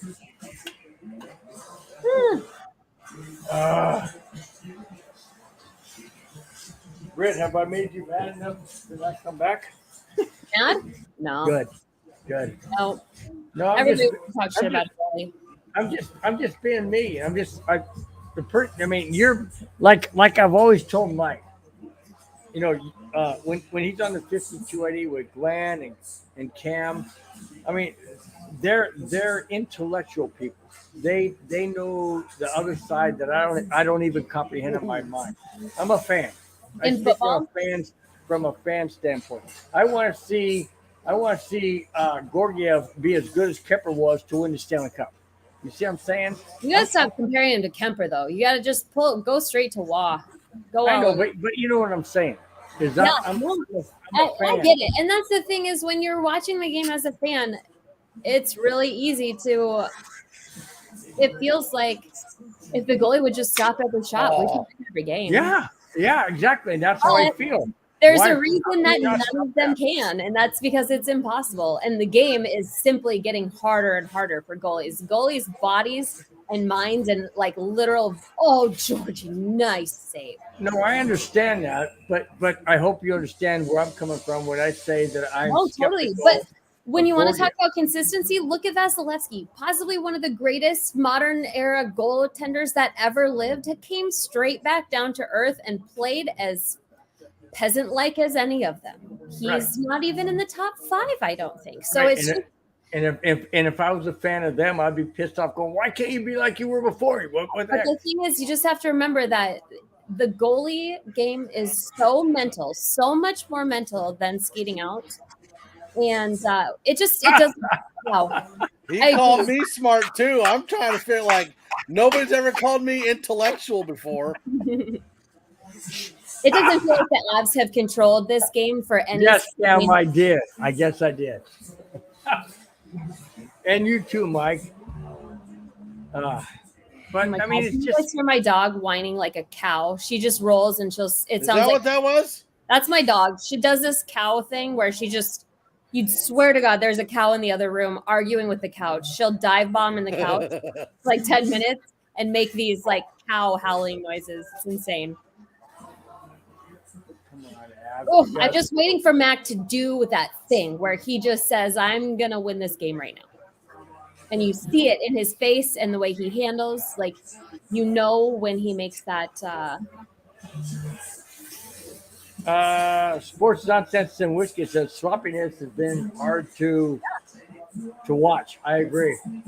But we're Totally moving faster, but we're still not controlling. And this is when we lose. This is what Dallas does to us. We Yep. play their game, and it's like we get one step behind, and we're continually Yep. not playing our game. Hi. Pablo Okay. wants to know what kind of dog it is. Huh? What kind of dog is it? It's a cow. She's a mini Highland sheepdog. Cow. It's not a cow. Just sounds like a cow and acts like one. There's a big fat cow. Mm. Till you're gonna Yeah. knock the whole situation in front of me off. Oh, look how cute. It's black and gray. Have you ever What- seen a sheepdog in another color? Calm down, calm it down. What a cute dog. And what's the other dog behind you? what There was were two dogs. There were 2 dogs. Now it's the third one. She's gonna do her thing. Oh, second one. How cute. Then you got a little one. She's like, excuse me, I'm trying to dive into the couch. She just dived into these. Ah, Kraken She's- goal. Oh, Oh my gosh. am I gonna regret? I wanted the Kraken. Gorgiev again. But you could blame every goal. Oh, There's that's no him. way in front of him. He can't even. Why can't you see that? Yeah, you watch it go in. Oh, dude, that was such a snipe. That is not on Georgie. Oh. Has Geeky scored 2 goals? I believe so. This game Clayton. is over. He says it with one word. That's on Manson. That's all Manson. And then so Manson should have had it behind the net. Comfort should have disconnected that pass in front of the net. Geeky shouldn't be wide open 6 feet out of the net. Tilly. She likes you, Mike, apparently. She keeps sniffing the screen right on your Yeah. face.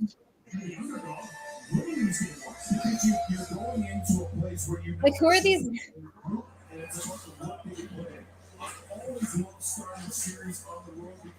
Sad that Donskoy still has got a penalty on Kraken.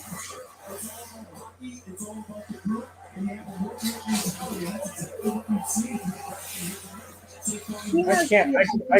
What are you passing it right to the other guy for? My gosh, guys, your passing sucks tonight. So there was a poll on Twitter earlier today. It was like, how many games you think it's going to be between the Kraken and the Avs? I said it'd take 6. And that's what I would like. I'm starting to say 4. The best humanly possible for us is to play as few games as possible. Let's agree. I'm starting to say 4 because the way the Avalanche are playing tonight, I don't see them beating them. Hey, Bill. Hey, Bill. Oh no! We suck again! Yeah, exactly. Oh, wait, man, how you? And I know it's their first playoff game. Whoopee. Avalanche should have dreams of wanting to repeat instead of wanting to be one and done.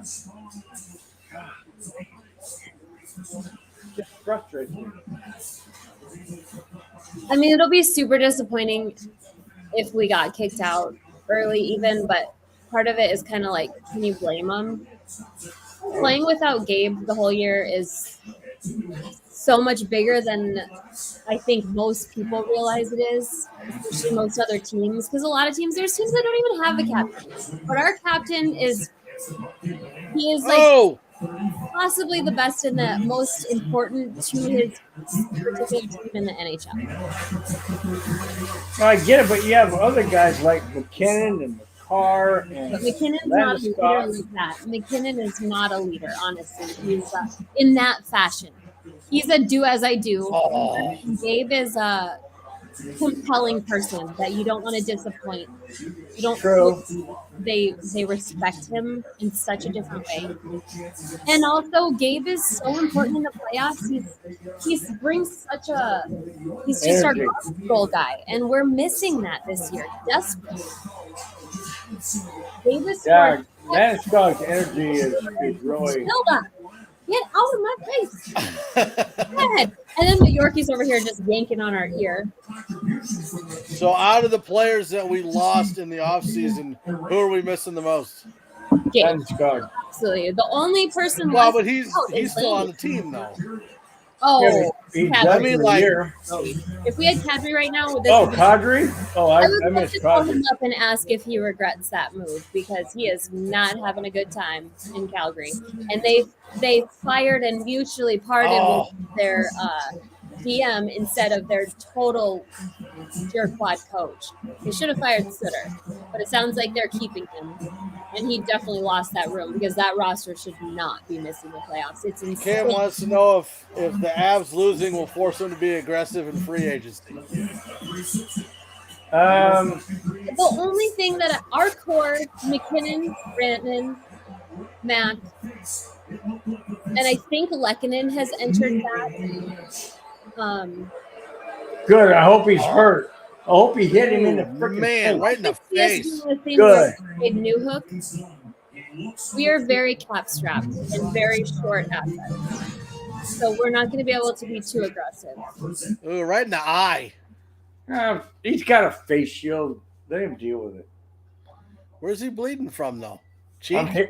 Oh, by the way, Britt, a lot of people know me in the chat as Hitman Bill. When another player from another team goes down, I would say good. Not that I want the career ended. What did hit him? I just saw it. Puck. It was the puck, right? Yeah. I just don't know where. Is it the cheek or is it under the eye? His like cheek ear strap, like right here. And I'm like, well, you know what? I don't want you to lose your career. Humanitarian Bill at work. I thought it said humanitarian. I was like, is that a career or a philosophy a person has? It's just when somebody gets injured on the other team, I say good. I just don't want him to be beneficial against us. That's all. I don't want them to lose their career. Just that's fair. Just that's one what game. like that person to just like stub their toe really good. Yeah, exactly. Just be out for the series, and then you can come back next series, next year or next season. Next year. So I'm curious about I wish I could remember what pod I was listening to today because they were talking about Donskoy, which his is concussion issues. I don't know if he's done for good, but I'm curious.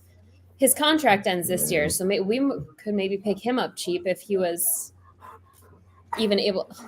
Do you want to go outside? Did you hear that? She's like, meow. Come here. Sit down. No. He didn't even like the score. Sit down. Your dog didn't even like the score. Quiet. Then there's Tyreek Hill. Come here. Sit down. Yep, Wait. true. Stay there. Sit.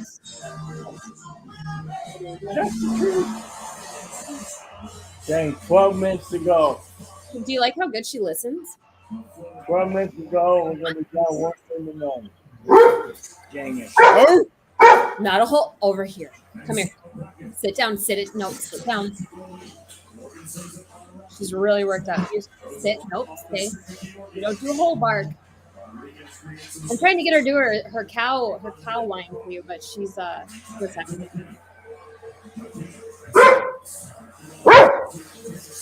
Stop that. All right, I'm gonna go let this dog out before she breaks your guys' eardrum. Don't break mine. Let's all good. Oh my gosh, dude, this pisses me off. I bet it does. At least my favorite baseball team, the Chicago Cubs, are winning. That makes me feel good. We win 3-1 over the Athletics. Well, I guess it's appropriate 3-1. Colorado's losing against another A team.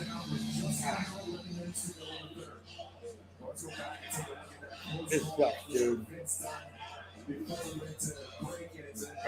So freaking frustrating.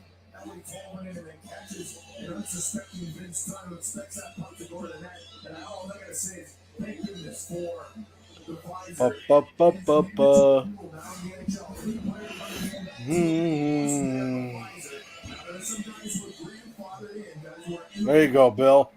NHL. What team jersey would you never wear, even if it was free? Chargers. NHL. Oh, NHL. What NHL team would I never wear? And listen, What? you can say Chargers all you want, but we know that you're a closeted Chargers. No, I'm not. What NHL team would I What never wear? NHL team's jersey would you not wear, even if it was free?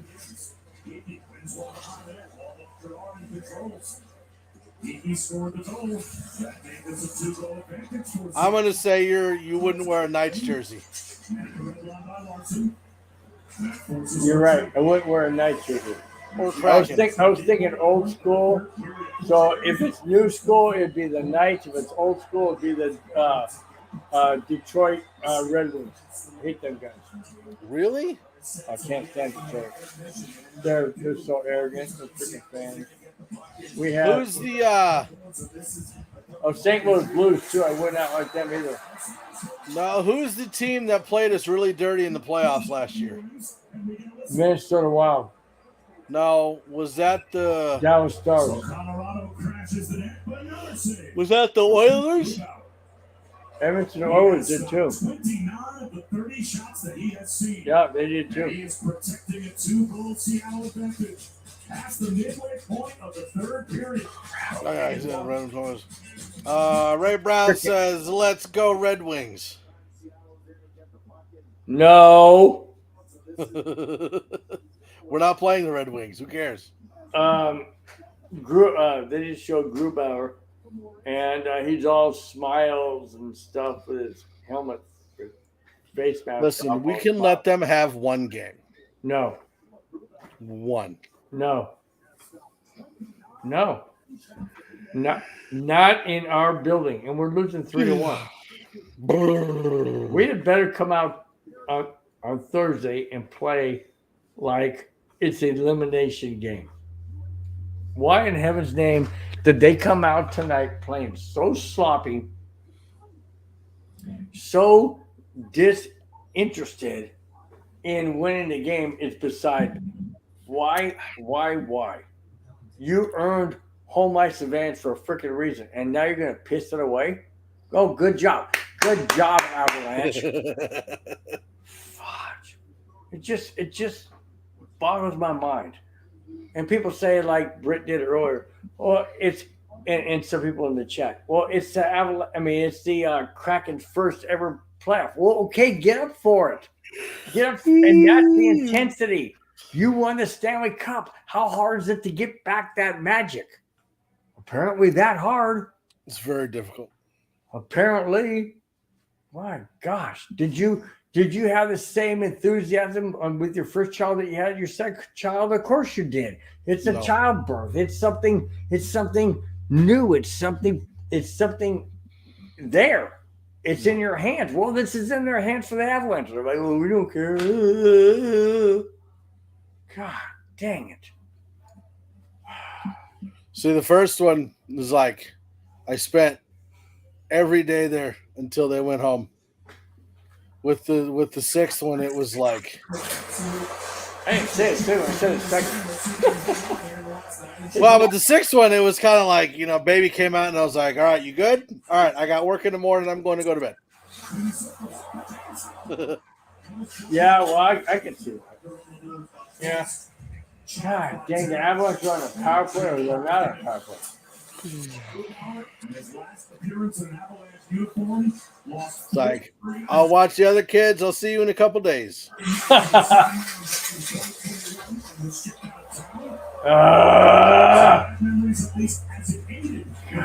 minutes to go.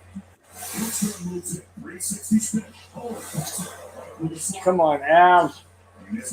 I know you need 2, so you need to score 1. Yes, I absolutely did. We're going to do every single Avs playoff game.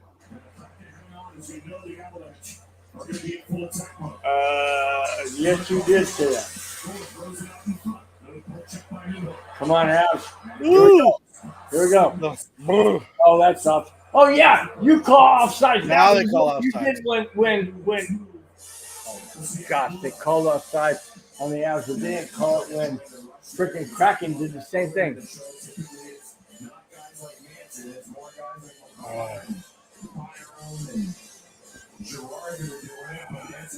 Brittany couldn't stand being on here anymore. I'm back.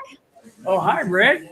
I walk out to let the dogs out, and my kid comes out sleepwalking, holding a bookmark from the dairy farm that they just toured, and he said, I got the stuff out. And I'm like, what? And he's holding this bookmark from the dairy farm. And he's like, I got the stuff out.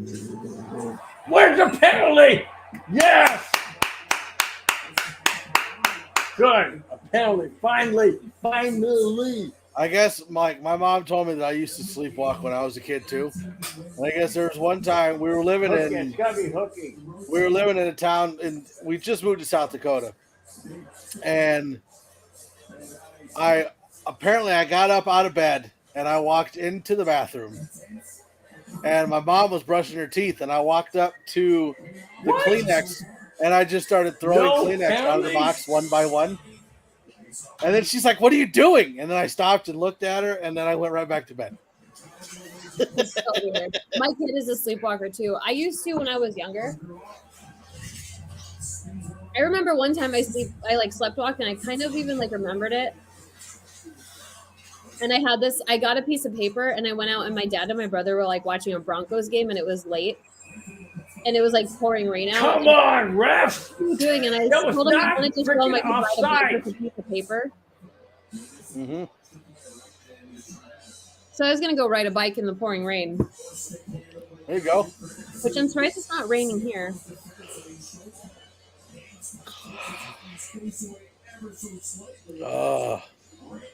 I know it was offside, but they didn't call it on Seattle when they did the same thing. Sorry, Brett. I'm getting worked up. No, it's okay. Brett's like, can we take him off?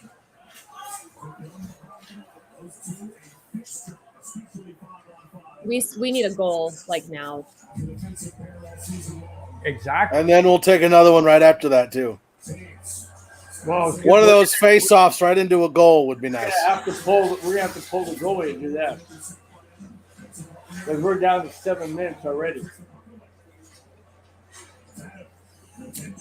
Man, Blake says it wasn't offsides. why did Brandon hesitate on that? Clayton said he's yelling at the TV. Same here.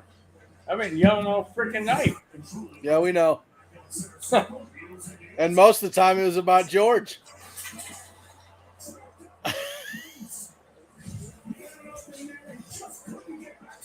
Yeah, he had an open net, all right, because of the no defensive mistake. Oh! You see George just take him down? That's what I'm saying. But that was a no defensive mistake. They're making major mistakes. We have had like no flow this game at all. Shoot it! It just seems like even in our bad games this year, we've found like a 10-minute period where we can score enough goals to. Who lost her stick? Oh, he already went off the ice if he lost it. 2 people lost their sticks. Why are you throwing Why is it still there? team? Come on, guys. You're just throwing it to the other guy. Why is the stick still there? They leave it there until there's a whistle. And, Yeah, you can't touch it. or if the referee can get to it. If the referee can get it, Ooh, Georgie is not a puck-hander. That's not his. It's all good. We appreciate you being here, Blake.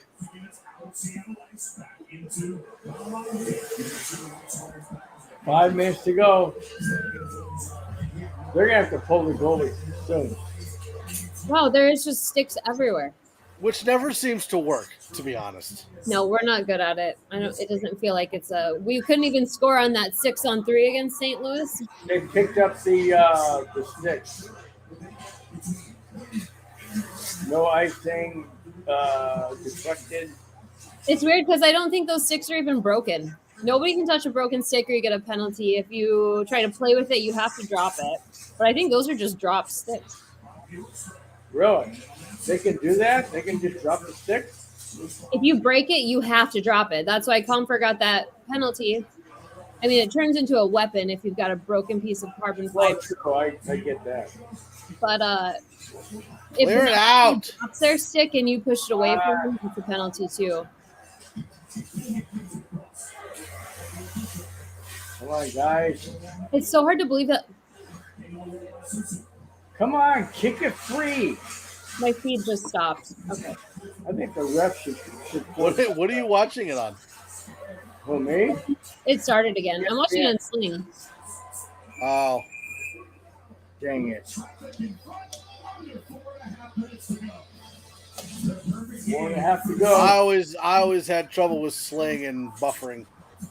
Did you see? I haven't at all tonight until that second, and I thought I was losing it, and I was gonna. Yeah, I used to all the time. That's one of the reasons I switched to YouTube TV. Oh, are you doing it on YouTube? Do you get all of the playoffs on YouTube TV then? Yeah. You get them on YouTube? I've got with YouTube TV. I've got ESPN, ESPN2, ESPN News, ESPNU. Nice. Yep. I'm on. I have Dish Satellite, so I get all the regular channels anyway. So I'm Which on is ESPN. why you're ahead of me. Right. And Sling explains why you're so far behind us. Yeah, I didn't realize that was a Sling thing, but the streams absolutely suck for me. I watch as many as humanly possible on Hulu. Yeah, I do. If you have I pay- ESPN Plus, that's faster. I pay. But Hulu is ESPN Plus. Yeah, I do $79 a month for YouTube TV for like 100 something channels. Yeah, because we just we share Sling login with my parents, which is annoying because only ESPN is like one of the premier channels, so only one person can watch it at a time. Yep. Oh, But I bummer. can't get any streams to work on my TV lately, so my dad's watching the stream, and I got this.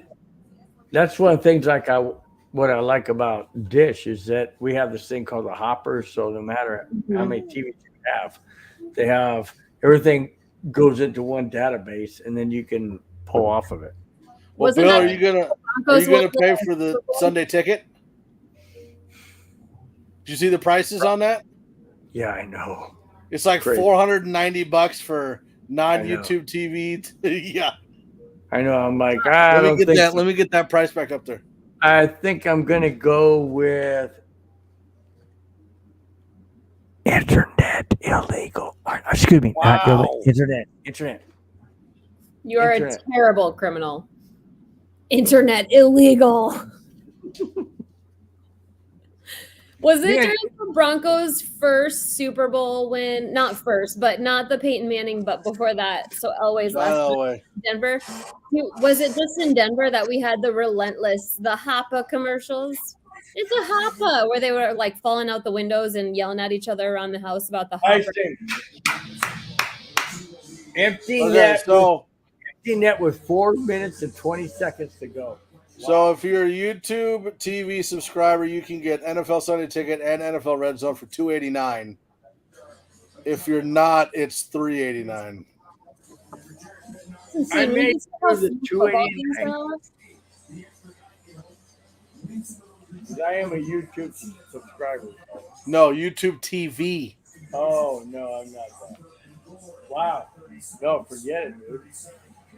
So it's going to cost you $390. No, it won't. It'll cost me nothing because I'm gonna get it somewhere else. Oh, Not a I'm great- buying it. Considering you could probably buy the Broncos for like $500 right now. Yeah, I'm exactly. buying it. I mean, that's all I want. That's all all I want. I don't understand why the NFL doesn't do what MLB does. MLB says, hey, if you want to watch your favorite team, you can watch them for like 1/3 the price. Why does the NFL? Oh, you're a liar. I tried to watch MLB, and the games are blacked out. Well, because He is such a joke with it. It's because of the region. I'm talking about out of market. Like me, I'm a Cubs fan, so I don't have to worry about it until they play the stupid Dodgers. All I'm saying, Awesome. Bill, is that if we're doing a live stream of the Broncos games and you don't have a reliable stream, that's why I'm buying it. I'll be able to get it. But you know what? Maybe I'll let you watch on my account. Maybe if you're nice enough, can I go kiss? No, now you're not getting it. Brittany's like, dang, this neighborhood is totally different than I thought it would be. no, I'm just Well- looking at to score a goal. And now at least penalty. like next season we'll be able to watch all the penalty Avs against games the because Avalanche. the Avalanche the freaking altitude Boo! gave up their little lawsuit, so now we can see all the Avs games next year. That's There you what I was trying to figure out what the implications are with them. So basically, you weren't able to get out of like anything out of market. Mhm. You couldn't get. Go. So now we can. Now they'll broadcast the games on ESPN Plus. Sweet. I thought that was for the playoffs Ooh. only, but what a Well, joke. playoffs didn't matter because the playoffs were on last year too.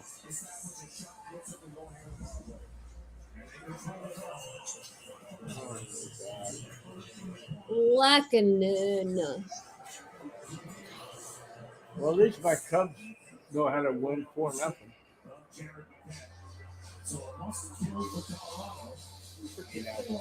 How do you take a penalty in the last 4 minutes of the game? Come on, Lekanen. Especially if you've got your stick by their hands, it's gonna get called. Oh my god.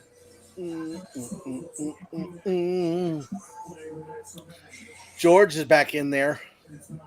Not now. I mean, yeah, he's in there now. But they're trying to get possession so he can come back out. Make it even strength. Which is stupid. Yeah. I forgot Everly is on there too. You're just such a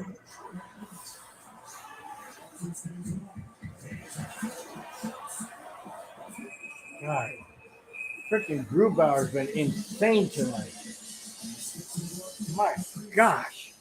I know, especially when he was rocking like an 88% save average for the first 3 quarters of the season. Yeah. He's not going to keep it up, though. You know he's not. He's trying to prove that he should have kept. I don't know, because like honestly, most of these shots look like they hit him right in the gut. Like it doesn't. It seems like shots are off. We're tipping him off his shoulders. They're not. He's not good. He is not good. He's not good, but he's not Stanley Cup goalie. No, it just I don't know. It just doesn't seem like they're being very accurate on their shots. No, I would agree. I mean, if you shoot in the chest, obviously you're going to get the rebound or whatever, or a stop. But yeah, they're missing the corners. He's controlling rebounds better than I've ever seen him. But you also have to consider, usually they're not shooting it at the chest. The goalie's putting their chest where they're shooting. Yeah. But Grubauer's taking things, and he's just getting really lucky tonight. Like we've not gotten the rebounds that normally you would get off the field. All Seattle wants to do is eat up the time. That's all they want to do is eat up the time. They don't care. All they want to do is have some fun. Same. All I want to do is have some fun. By Sheryl Crow. Can I play that right now? Because I got that on my phone. Can I play it? You won't let me have it. Nope. I want to do all the small things. Something. I don't know. You won't let me play that one either. Nope. God, tonight's game has just been totally dysfunctional. Totally. Really boring and as uninspiring as a defending Stanley Cup champ could look. I mean, it's just no impressive plays at all. Have we even had like any high danger shots? Nope. Even the goal? Nope. Seattle's gonna win this game, that's for sure.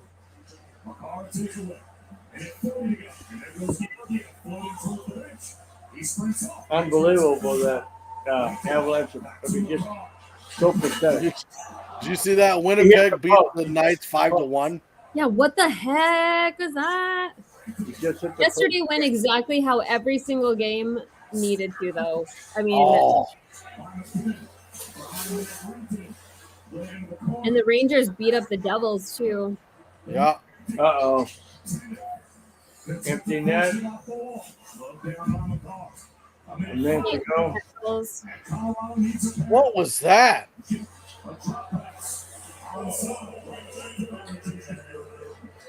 It honestly looked like he missed the puck when he swung. Yep, he did.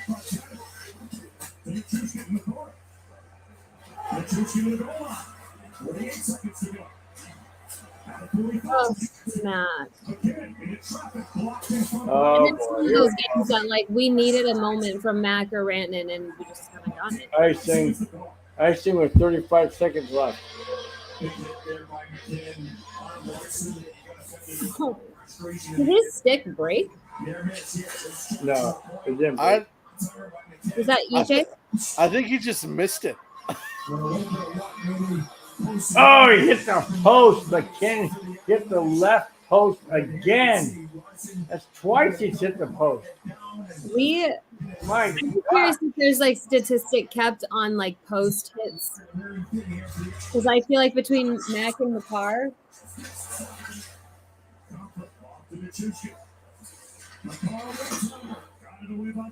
Gee. 22. Oh! 20 seconds left. Shoot it. Oh, he gave it up. McKinney gave it It's up. depressing too when you look around at their roster and it's just 11 seconds. Kraken. There's just such a nothing roster. Kraken are going to win the game. Right. Well, this is the same thing that I told Bill earlier this season. Like, when you look at the Avs compared to last year, they're just not getting those second chance rebound shots. Oh my God. They really haven't had a lot of opportunities tonight, though. But this is this team too. Is like their puck luck when it's not there, it's not good. Like they're the oh my God, it's insane how unlucky this team gets. Oh,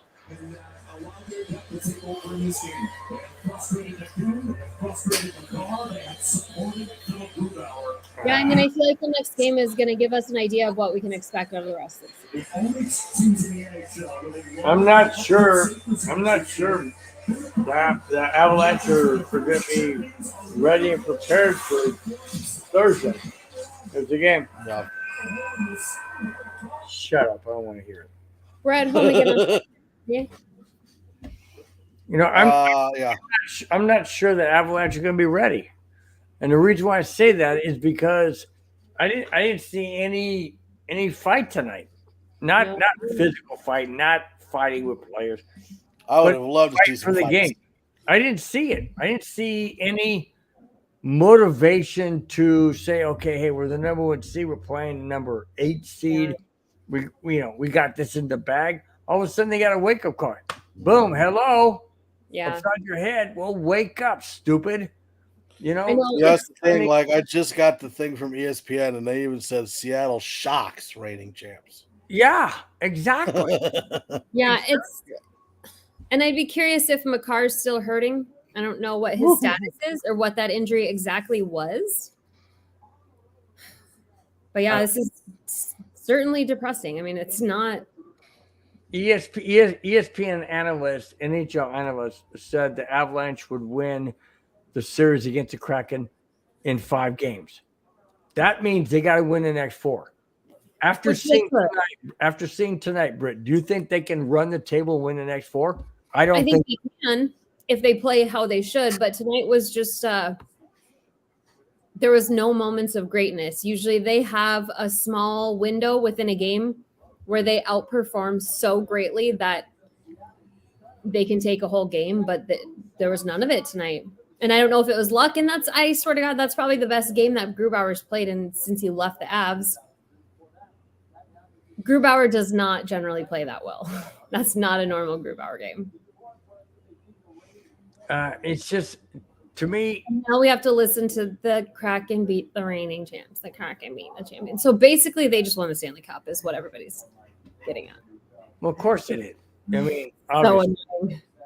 The thing that bothers me the most is I don't know what Avalanche team we're going to see on Thursday. We're going to see a defeated team that says, okay, well, we don't have these players, this, that, and the other thing. And Bednar tries to switch, lineups and make things this way, that way, or topsy-turvy, which doesn't necessarily work either. Or do you Yeah, just I'm going to be surprised if we see line changes. It seemed like Erod was pretty underwhelming. And I was kind of curious why they didn't have, for the defensive pairing, Tilly. I'm curious to see how it'll stay between Bo, Gerard, Manson, and EJ or whoever. If JJ's back in, which they're just kind of a throw in. But I like Manson and Gerard together a lot more than Gerard and Bo. So, I mean, we'll see, but hopefully this can just be, nobody even needs to tell them what's up. They know. They freaking know. Yeah. This isn't the time of year that we're developing new plays and systems and blah, blah, blah. They need to just play better. They need to hit the net better. They hit the chest way too many times. What was the breakdown tonight? What was the major breakdown tonight for the Avalanche losing 3-1? I don't think that there was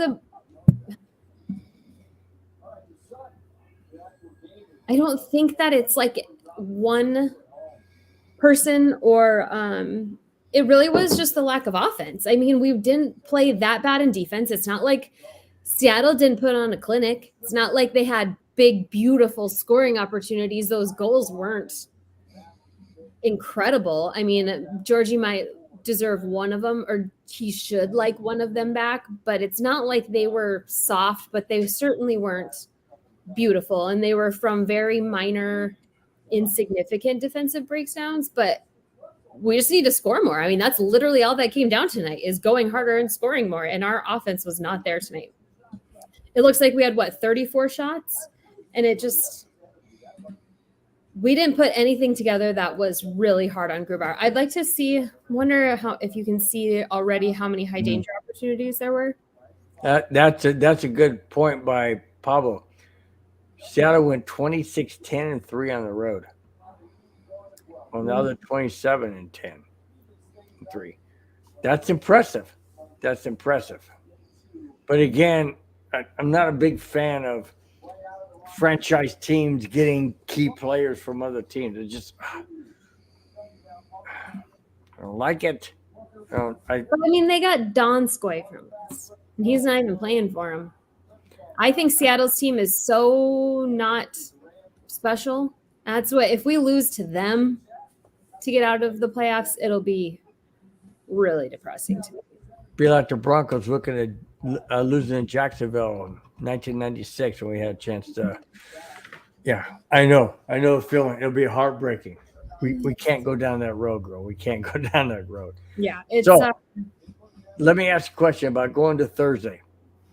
What do the Avalanche have to do to win Thursday at home and split at home going to Seattle? Our big dogs have to play. Our big dogs have to score goals. Georgie has to be 100% on. He needs to save things that we shouldn't be expecting him to save. And we need more from Mikko and Mac. And I mean, honestly, even like Lehkonen, we need to be having them scoring goals and then get one from somewhere in the depth at every single night. We're going to need them scoring goals and then some help from the depth because it's got to be by committee with this team. But if we go games without Mikko and Max scoring, most games we're not going to win. Like the depth is not going to generally provide the offense that we need to win any game. And that's what we can't expect also to win 1-0 or 2-0 throughout the playoffs constantly. Georgie can't get a shutout in every game for us to win. So does Cogliano come back on the ice? Is he going to be healthy? I don't know. I don't know what his actual injury is. I mean, the guy is like made of. I don't know what it actually takes for him to be out. Like, it feels like it has to be debilitating for him to be out. Let me see if they posted it. Okay, so we got Makar for sure. Which is, he might be playing still through an injury right now. And I don't know exactly what that is. We have Johnson, who is back 3 weeks off a broken foot. 1,000 years old. The guy has given his whole entire body to the Colorado Avalanche, and he is on the last very delicate leg of that career. Do we have Magnan? Not scored a goal this year. Do we have Magnan? Malgin? Malgin? Yeah, he's back, supposedly healthy, but he did just have he was out the last game with an injury. So he's probably not feeling good. Okay, so I go back to my question. So the main question is this. Can the Avalanche survive what they've done all season, limping, and I seriously mean limping into the Central Division champs? Although they won the last two, which they deserved it, but I mean limping because of the players they don't have. Can they limp into the second round? And if that second round is against Vegas or Minnesota or whomever, can they survive? First of all, can they survive Seattle? Yeah. Oh, absolutely. And the ideal situation is that we win in as few games as possible. We need to put as little miles as humanly possible to try to get there wherever we're going as healthy as possible. What's nice is if we do come up against Vegas, they also have dealt with relentless injury issues, and they're about as delicate as we are. And they also have an unstable goalie situation. I believe that Brossoit is back, but he's not a proven NHL starter in the way that most Stanley Cup playoff playing goaltenders are that make it late. He's just not. Who are we looking at next? So we've got, I think we could get through Vegas. They're just so hard, but I think they're fakers. I really do. I think we can definitely get through Seattle. Seattle is not going to be like, I think that we could lose 5 guys tomorrow and still beat Seattle, but you have to actually get out there and play. we have to. Tonight was just not. After seeing tonight, you're saying we could lose 5 players and still beat them? In all, and even exaggerating, but we could deal with injuries and still beat Seattle. We really could. Wow. It's getting into games like Vegas. The next round, it'll get exponentially harder with every person that we lose, especially depending on who we lose. But if Vegas even wins, they just lost 5-1 to Winnipeg. Good. And what is Winnipeg? They're just the Winnipeg Hellbucks. I mean, and they're just as delicate as we are. Blake Wheeler went what 20? Well, good. Then Brent, we want Winnipeg to win. Then I don't know, man. Hellebuck is the kind of goalie that will see. He will stop all the shots and go score a damn goal himself. you would rather face Vegas, who's beat our butt. Oh, I don't know. No, I mean, I think. Oh, did you guys just see? Are you guys watching ESPN still? Yeah, basketball. Did you see him just stomp on that guy's chest? Yeah, he got a 1-game suspension. Yep. Oh my God, he should go to jail. He should be banned. It was the Sacramento. When it's Is that normal in No, basketball? Golden State Warriors or somebody else. Golden State Warriors or somebody. That's way worse than like 90% of the stuff I've seen in hockey. He just literally bumped off a man's chest. What he did was they both jumped up. He kneed him in the chest and then came down and stomped on him. Yeah, that's ugly. And Yeah, I just thought yeah. maybe it looked worse. I was just looking up. That looks And bad. all we got No, was a and this- 1-game suspension. And this is horrific. like he has a history of unsportsmanlike acts like that. Who is that? Draymond Green. I He's made a career out of doing that. But that's the thing. Like he's the number 5, number 6 guy on that team. That guy he Yeah, just kicked in the Pablo. chest was the number 2 guy on the. That's on like their one team. of the most gross like sports moments I cannot believe that's 1 game. But Is see, basketball here- just like Here's the Wow. thing that bothers me. Ridiculous. Here's the thing that bothers me. He only got a 1-game suspension. Yeah. Why didn't he get kicked out for the rest of the playoffs? He should have gotten that banned should for a be like- year. I mean, seriously, you do that in the NFL or His hockey, body you're off the done. thing. That's insane. Well, and that's the thing. Basically, the NBA is saying it's okay if you take one of your worst players and take out one of their best players. That's a That's really basically bad- what was just said. That's a very bad precedent. And I mean, and I know it's like so holier than thou, but like, do you want your kids watching that Exactly. like that? Like, Exactly. wow. And it's like, I don't watch basketball really anymore. I like it live, but I don't follow it super closely. But I can't believe that's 1 game. well, if we're talking about basketball, like, I only really have like one thing to say because like Landon and I have been going back and forth for weeks about Jordan versus LeBron, right? Uh-huh. But like, if you look at the NBA now, like it's normal for teams to score more than 100 points. There's no defense anymore.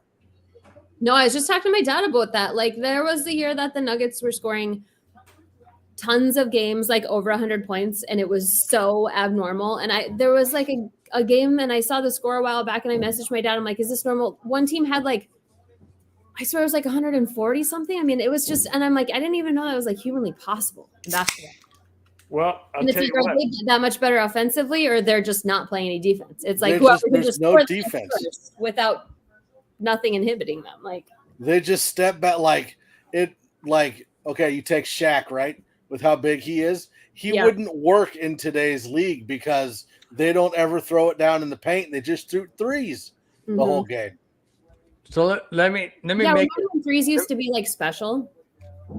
Let me Yeah. make a quick statement. Who would have thought this? The Denver Nuggets basketball are up 1-0 in their playoffs. I know. And, Well, and but they're the number 1 seed in. Yeah, but it looks like And the it looks like Avalanche are down 1-0. Who would have I was thought gonna that? say, but it looks like Jokic might miss a game. Yeah, but because we were- that's the only reason I've been paying a little bit of attention is all this fight over Jokic and Yeah. stuff.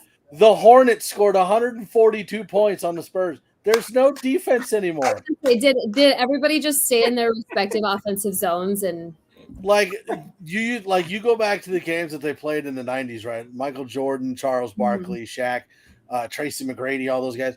Like they would go after the game, they would have cuts like all over their arms. because they were playing close defense, Yeah. right? Like the Pistons Bulls games in the 90s were vicious.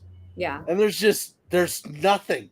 Well, and now you think so all of these records are being broken, and it's like, is it even relevant when scoring used to be so much harder? Like those points were so much Right? earned. Like back in the 70s with Wilt Chamberlain, like they averaged what, You had to work for them. 70 points a game, and Yeah. now they're averaging like 120.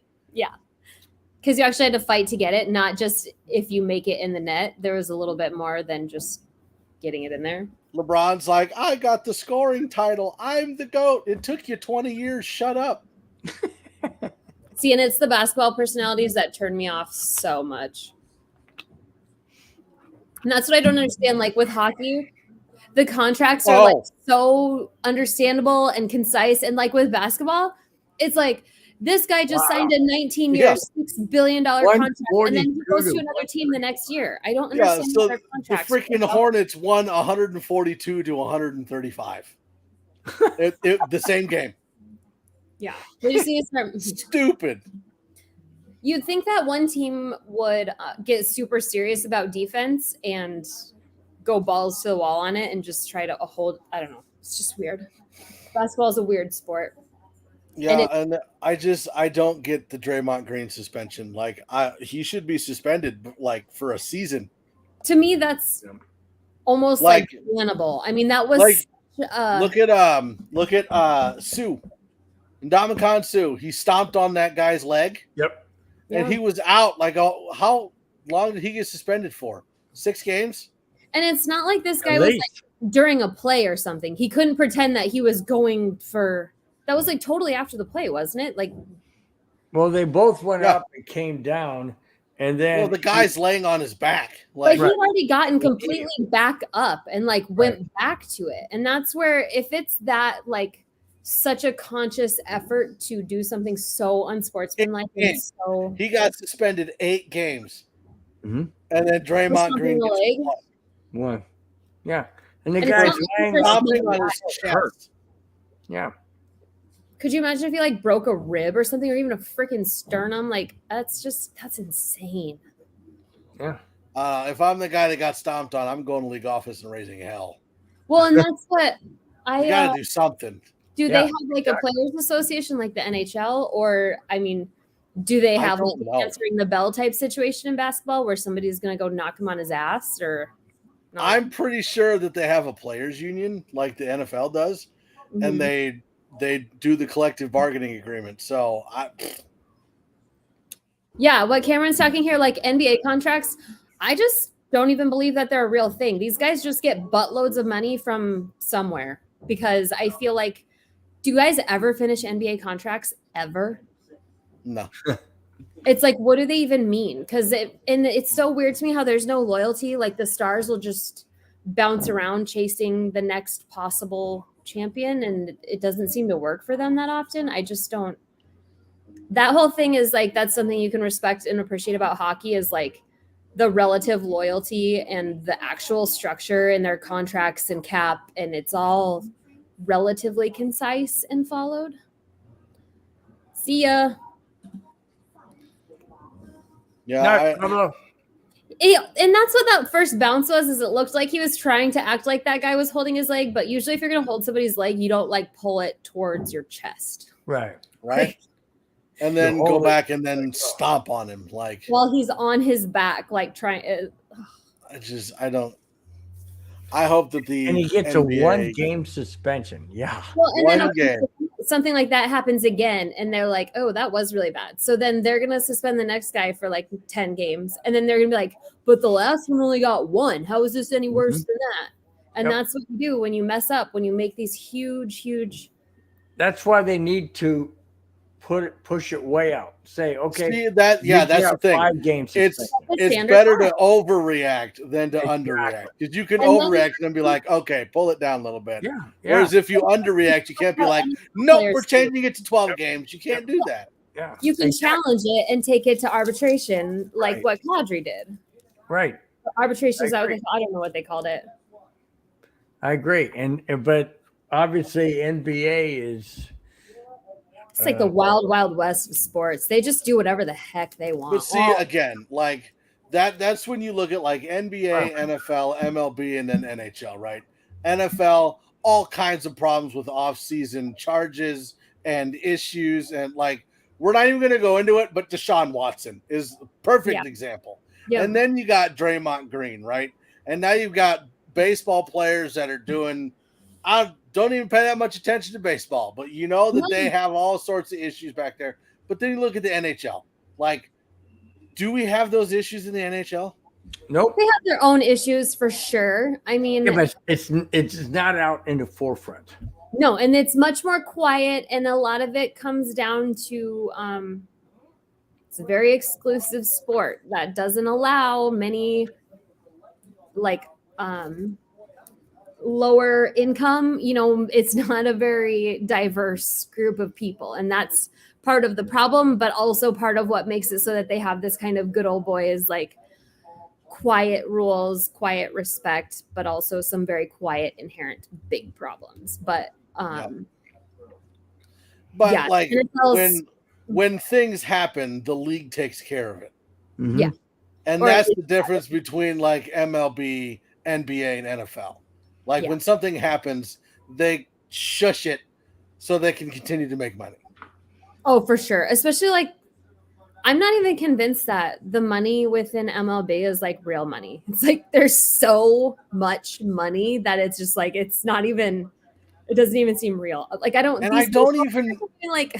Where does it come from? Like the MLB doesn't make anywhere close to the revenue that the NFL does. One guy has. What was the new contract that was that guy that got the highest MLB contract? Was it literally not like hundreds of millions? Am I way too high?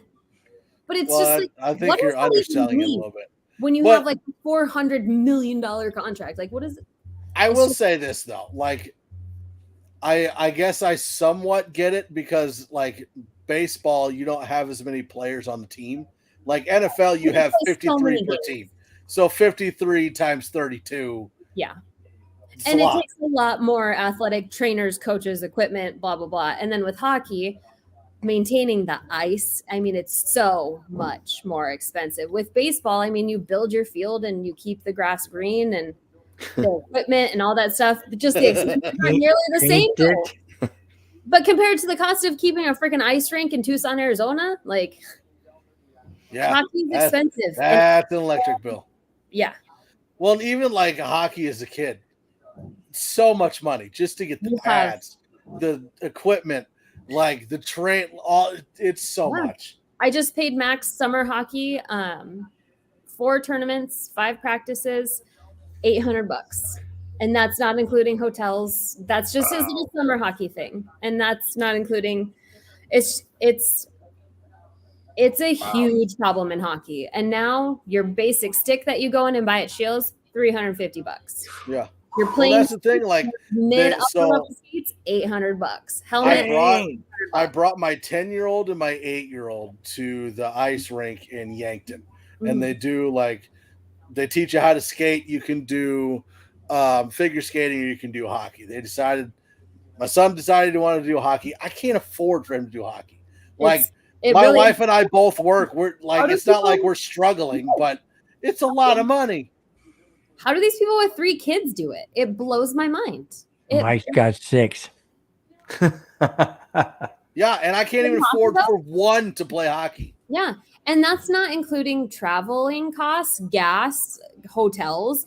They'll schedule these tournaments where it's stay and play, aka you have to pay for our hotel. It's like what? Yeah. Wow. And I'm like, no, I'm really cheap, and that's why I have friends in every town with an ice rink, and I'm not. I'm not wow. Like I'm. They're cool that demanding. I'm cool just getting my kids to learn how to skate, but other than that, it's a huge issue with hockey, though. Think about the talent and possibilities that we're missing simply because so many people, and that's why these tremendous athletes are playing football and soccer that could have probably also been tremendous hockey players. But do you know how much it costs to play soccer? $55. That's how much we paid for my kid's soccer season and a pair of cleats. Yeah, we just paid $25. We could go get a pair of soccer shin pads. And hockey would be what, Brett, by comparison? Oh, she just said $800. and that's for summer hockey. That's 4 tournaments and practices. That's not regular weekly practices. That's What? Yeah. Are you Yeah. kidding And me? that's- It's not and that's- expensive? That's in the Midwest. And I'm going to tell you right now, That's cheap. like It's the a Midwest very, with like very cost of serious- living and taxes, it would be way more in California. It'd be We're way paying Well, like more where in I'm at, Florida. it'd be is just Probably in the thousands. fees for their kid to play for hockey for a season. And that's what when I see what crazy. it's a huge problem in hockey and it's a huge miss. Dude, and then like- raising like- the prices of gear. Youth football, $20 and I'm Yeah. good to go. And like- you don't have to buy like the equipment. JV and high school football. The only thing I got to do is pay for them to get a physical. That's it. And then the rest is The like thing about hockey is expensive. hockey. If your kids go to school that doesn't offer hockey, then you have to find a separate place to do that, and then you have to pay all the fees to do that, buy your own equipment, It's not all that it's stuff. not like a highly populated sport, so you have to travel for every single game. I mean, in Sioux City, the closest games you're going to play are Omaha, Sioux Falls, Yankton. When I played in Rapid City, when we started, we traveled to Aberdeen, Yankton, Sioux Falls, Brookings, Watertown, Huron, and my parents had 3 kids. Every other weekend, we're driving 5 or 6 hours in the winter. So, Bill, for context, when she says like Omaha from Sioux City is like 2.5 hours. 2 hours Sioux is the Falls closest. is like 2 hours. Watertown, oh good God, 4? 2.5, yeah, 3 something, but nothing within. It's not like football where you go play at the same football field every week and play a different team every week. Like it's So It's sad. why wouldn't you think that the NHL would want to sponsor these schools, these they do. They kids don't have the money. to get They don't have in, the they don't have to the get in money. the NHL? But What do you mean NHL they don't have the doesn't money? have NHL money. has money. Yeah, but you're looking at so take baseball, right? Like baseball, they have all these minor league teams, but the MLB doesn't pay for those minor league teams. Like they give them a little bit of money, but for the most part, it's the city that they're in. Right. They Generally get money by from fans, ticket you get sales, right? concessions, yeah, Same sure. thing with NFL. Like there's the NFL Well, will hockey sponsor has the minor NFL league will, teams. well, but the NFL will sponsor stuff. But Well, look at the the amount of problem revenue that the is- NFL makes compared to what the NHL makes. Yeah, the NHL is such peanuts compared, and it's the biggest inhibiting factor is you can cheaply put a hockey team together and get kids a bunch of gear, but access to ice. We've got one sheet of ice in Sioux City, so you can only have one team playing on that at a time. So even if like the Colorado Avalanche said, we'll sponsor this team, we'll buy all your gear. You can't it's not like a baseball field where you make it, drop it, leave it, just on the land. It takes so much to keep an ice rink running. And that's why the new NHL, and I've been hearing it a lot, there's this big push and initiative for kids to play ball hockey, which is way more accessible for like underprivileged and not as like just rich ass white kids is ball hockey. And that's kind of where they're trying to close that gap is with ball hockey. And ball Rich-ass white hockey is super kids. fun. But the thing about ball hockey is you can play it anywhere. You can go to a tennis court, you can go, and with hockey, you can't get better unless your dad can rent you the hockey rink, which is at this point, even in Sioux City, like $180 for an hour at 9:00 at night. Yep. And All right, Britt, I gotta ask you a question. Years ago, when my son was about 8 or 9, he's 40 something now, I forget. Anyways, when he was about 8 or 9, he was into rollerblade hockey. Mhm. Do you feel that Street hockey. rollerblade hockey is an asset to regular hockey or a hindrance? No, it's good. It doesn't lend to the thing is ice skating is not a natural thing. You don't just step on skates and be a natural at it like you could like throwing a football, like roller hockey and ball hockey are something that can greatly help in I can't think of the word, like adding to your ice hockey abilities. Like it's a good way to grow in ice hockey, but you have to be skating too. You can't just transition. It's not a transition. Especially like the shooting, the ice is just such a different thing. Like when I played in a tournament in Colorado, it was a draft tournament. So I'd never played with any of them. You sign up as a free agent and then you get drafted. And like 2 of the guys that I played with, I couldn't like figure out what was so bizarre about them or why playing with them felt so off. And they weren't bad, but something was so wrong. Then I learned that they were roller hockey players, like really competitive roller hockey players. They never stopped. They would take these big, wide, swooping turns on the ice because in inline hockey, you don't stop the same. Like you can't do a hockey stop. So and that's what I didn't realize how different that would make them like on the ice. So it's not like an instant translation, but it's good for ice hockey in general because it gets people thinking about it and appreciating it. And you can, if you're into ball hockey, it's good for the NHL because you can watch hockey. It'll put watching hockey more on your radar. But to me, if they want to make the NHL more popular, they need to just make the freaking games watchable. That's the biggest, all this bull crap that they put into it. Make it so we can actually find the games. Like people like me, it takes me half an hour to find a stream. Think about like grandma in Minnesota. Like these people aren't going to put in the effort to find these games.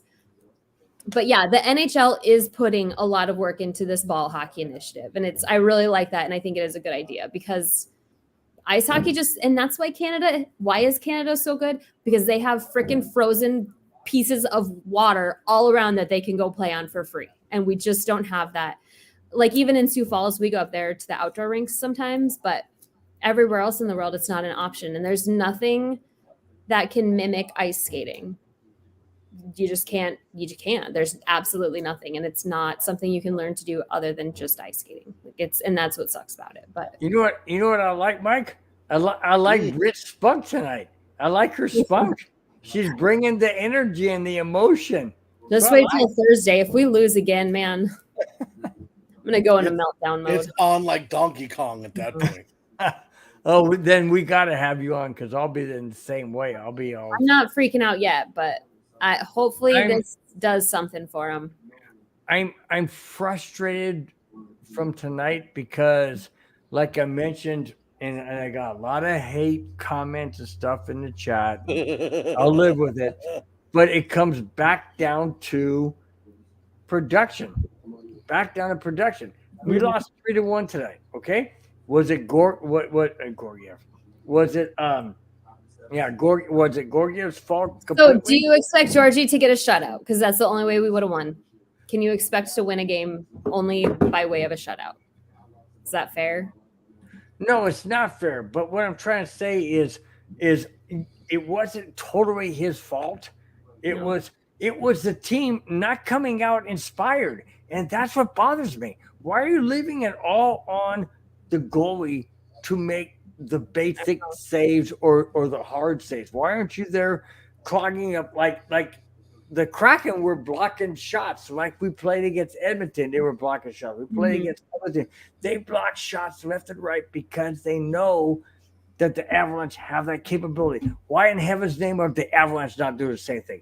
I don't know. And that's Mac and Rance, our big guys, they need to be doing something that inspires that moment. Something has to push it off. And I don't know. We didn't find it at all this game. I didn't see, and I missed a lot of the first. But we got to find a way to get inspired without. Well, you didn't miss much in the first. We trailed 2-1 or 1-0. Yeah. So you didn't miss much. And it didn't. I mean, just none of it. The nice thing is the Kraken didn't do anything special either. So it just shows if we come out and play our game, we should kick their butts. If we had played our game tonight, we should have beat them by a lot more because they just weren't that special tonight. I agree. But again, my question is, will we come out with that passion? You never know with this team. It's hard to know what gets them going. Like, I don't really know. It's just an odd team this year. Last year, they were so hungry. It's hard to be hungry when you're already full. Maybe they don't have it right now. I don't know. And a lot of these guys are, they're not, I mean, we're missing a lot of guys from last year. And a lot of these guys are very amateur, even when you consider like Bo. And they haven't been through a lot of playoffs. And even though they went through it and won, they don't know exactly what it takes. So maybe we'll get better as we go. But I don't know if Malgin has ever played any important time on important teams. I don't know. I Once guess you want to kick it up, once you want to say, "Hey, I'm here for the first time. This is something exciting. I'm going to do whatever I can." When you want to kick it up, and we got that game out of the way. Like this didn't even feel like a playoff game to me, honestly. This felt like a Tuesday in December. yeah, it did. You're right. So You're I right. don't know. I'm hoping, especially maybe it was just a buzzkill after watching that Toronto game. Maybe they'll come out and play good, but I just don't anticipate this series being that exciting no matter what, unless we just go through and bulldoze them because Kraken isn't that exciting to me. And maybe I'm just totally underestimating them. I don't know. Well, I'll tell you what, we better come out and put our foot on their throat this Thursday. So. If they or don't, or else we could be in serious trouble. And yeah, it kind of worries me about what injuries are people working through tonight. But this is the time where they do whatever, they take their Russian gas, whatever it takes, and you play. They're Russian gas. Russian gas. Take a minute to figure it out, but you think that they'd know winning that first game Anything is illegal? No, just saying. not illegal in Russia. No, Bill. What are you doing? Tilly, you cannot sit on me. Just sit next to me. She's like, excuse me, can I get on this, please? Why not? Excuse me, you don't tell me no. 70 pounds. Tilly. Sorry, just got some cream from my hands. It's arthritis cream. I get arthritis in my fingers. I know my hip is killing me. I got to get off here soon and go do a lap or something because my old lady hips. I need that Francouz. You're not old. We need old lady hips. You're not old, girl. Like, Yeah, you're not. You're not Bill. Huh? Goalies just stand there and wave their arms. Stop. Yeah, tell my knees hips and my. Oh well, you may be old by hockey standard, but you're not old, girl. You're not. I'm old by most. You know, all the division winners lost the first game in the first round. Nice. What? And that's the thing. Who said that? Pablo. You got to keep coming back to earth and remember it's not normal to steamroll the whole entire playoffs. Last year is not normal. It's not normal. Bill. Yeah, but okay, Britt, you have to understand. I'm a fan. Okay, I think from a fan's perspective. I don't think from anything else. I don't care about logistics. I don't care about nothing else. No, I get it. Last year you say wasn't normal. To me, last year being a fan was normal. So that's what I want to repeat this year. Oh, the dog didn't like that. It's not possible though, because It's not possible. Especially if the cap had gone up a couple million, we'd be looking a lot different. We could have kept Kadri, just everything. And I don't know. She's got to go to the bathroom again. She pretends she has to go to the bathroom so she can go. She likes going in and then out so that then the bunnies come back out. She likes that dash off the deck to try to catch the bunnies. So she'll go in and out till the puppies. Ray says that's delusional. Yeah, I know it's delusional, Ray. Bill. I understand it's delusional. Yeah, reset your standards.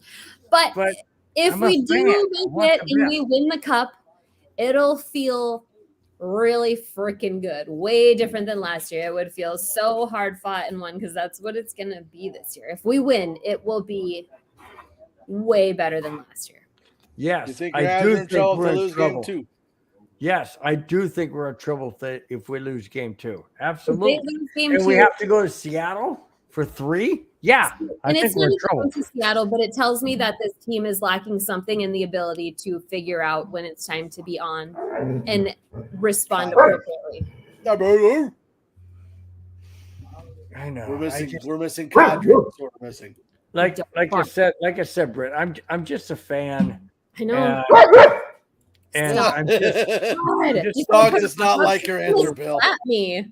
he doesn't like my answer. On me, but it shouldn't Bill's be like, I'm just a fan. Dog's like, you shut up. We should be winning the first round easily. This shouldn't be hard. Oh, what a cute dog. She's got the Avalanche white.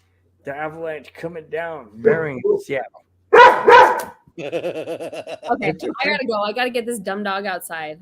All She's right. like, All right, Britt, nice having you on. Always. yes, I will see you guys. Are you coming on Thursday? Nope. Yep. Oh yeah. All We'll be right. at Thursday. Oh my god.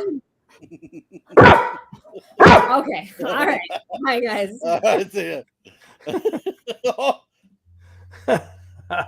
That was good, man. That was good. Fun Well, show. Not good results. Yeah, but except fun we show. lost. Yeah, I know. All right, well, just so everyone is aware, we are doing every single Avalanche game in the playoffs as long as they're in the playoffs. Hopefully that's a long time. Well, except for maybe for my marriage, that might not be a good thing, but that's fine. I don't care. Appreciate everybody that joined us in the show today. Love you all. It's been fun. And make sure you like, subscribe, turn on notifications.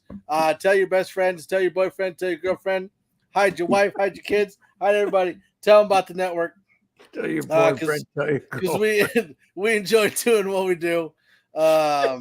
We got shows basically every day of the week: Monday, Tuesday, Wednesday, Thursday, Friday. If you have a wife, And tell then your girlfriend. and then the neighborhood is again doing every Okay. Avalanche playoff Thursday. game, and then we'll do the Broncos when those start as well. So make sure you check that out. But again, thanks everybody for joining us. We will see you on Thursday. Peace out. Even when you feel low, you can still go. Even when you feel slow, you can still go. Even when there's no hope, you can still go. I never answer to no, man, I still go. Go, go, go, go, go, go, go, go, go, go, go, go, go, go, go, go. Hustle hard.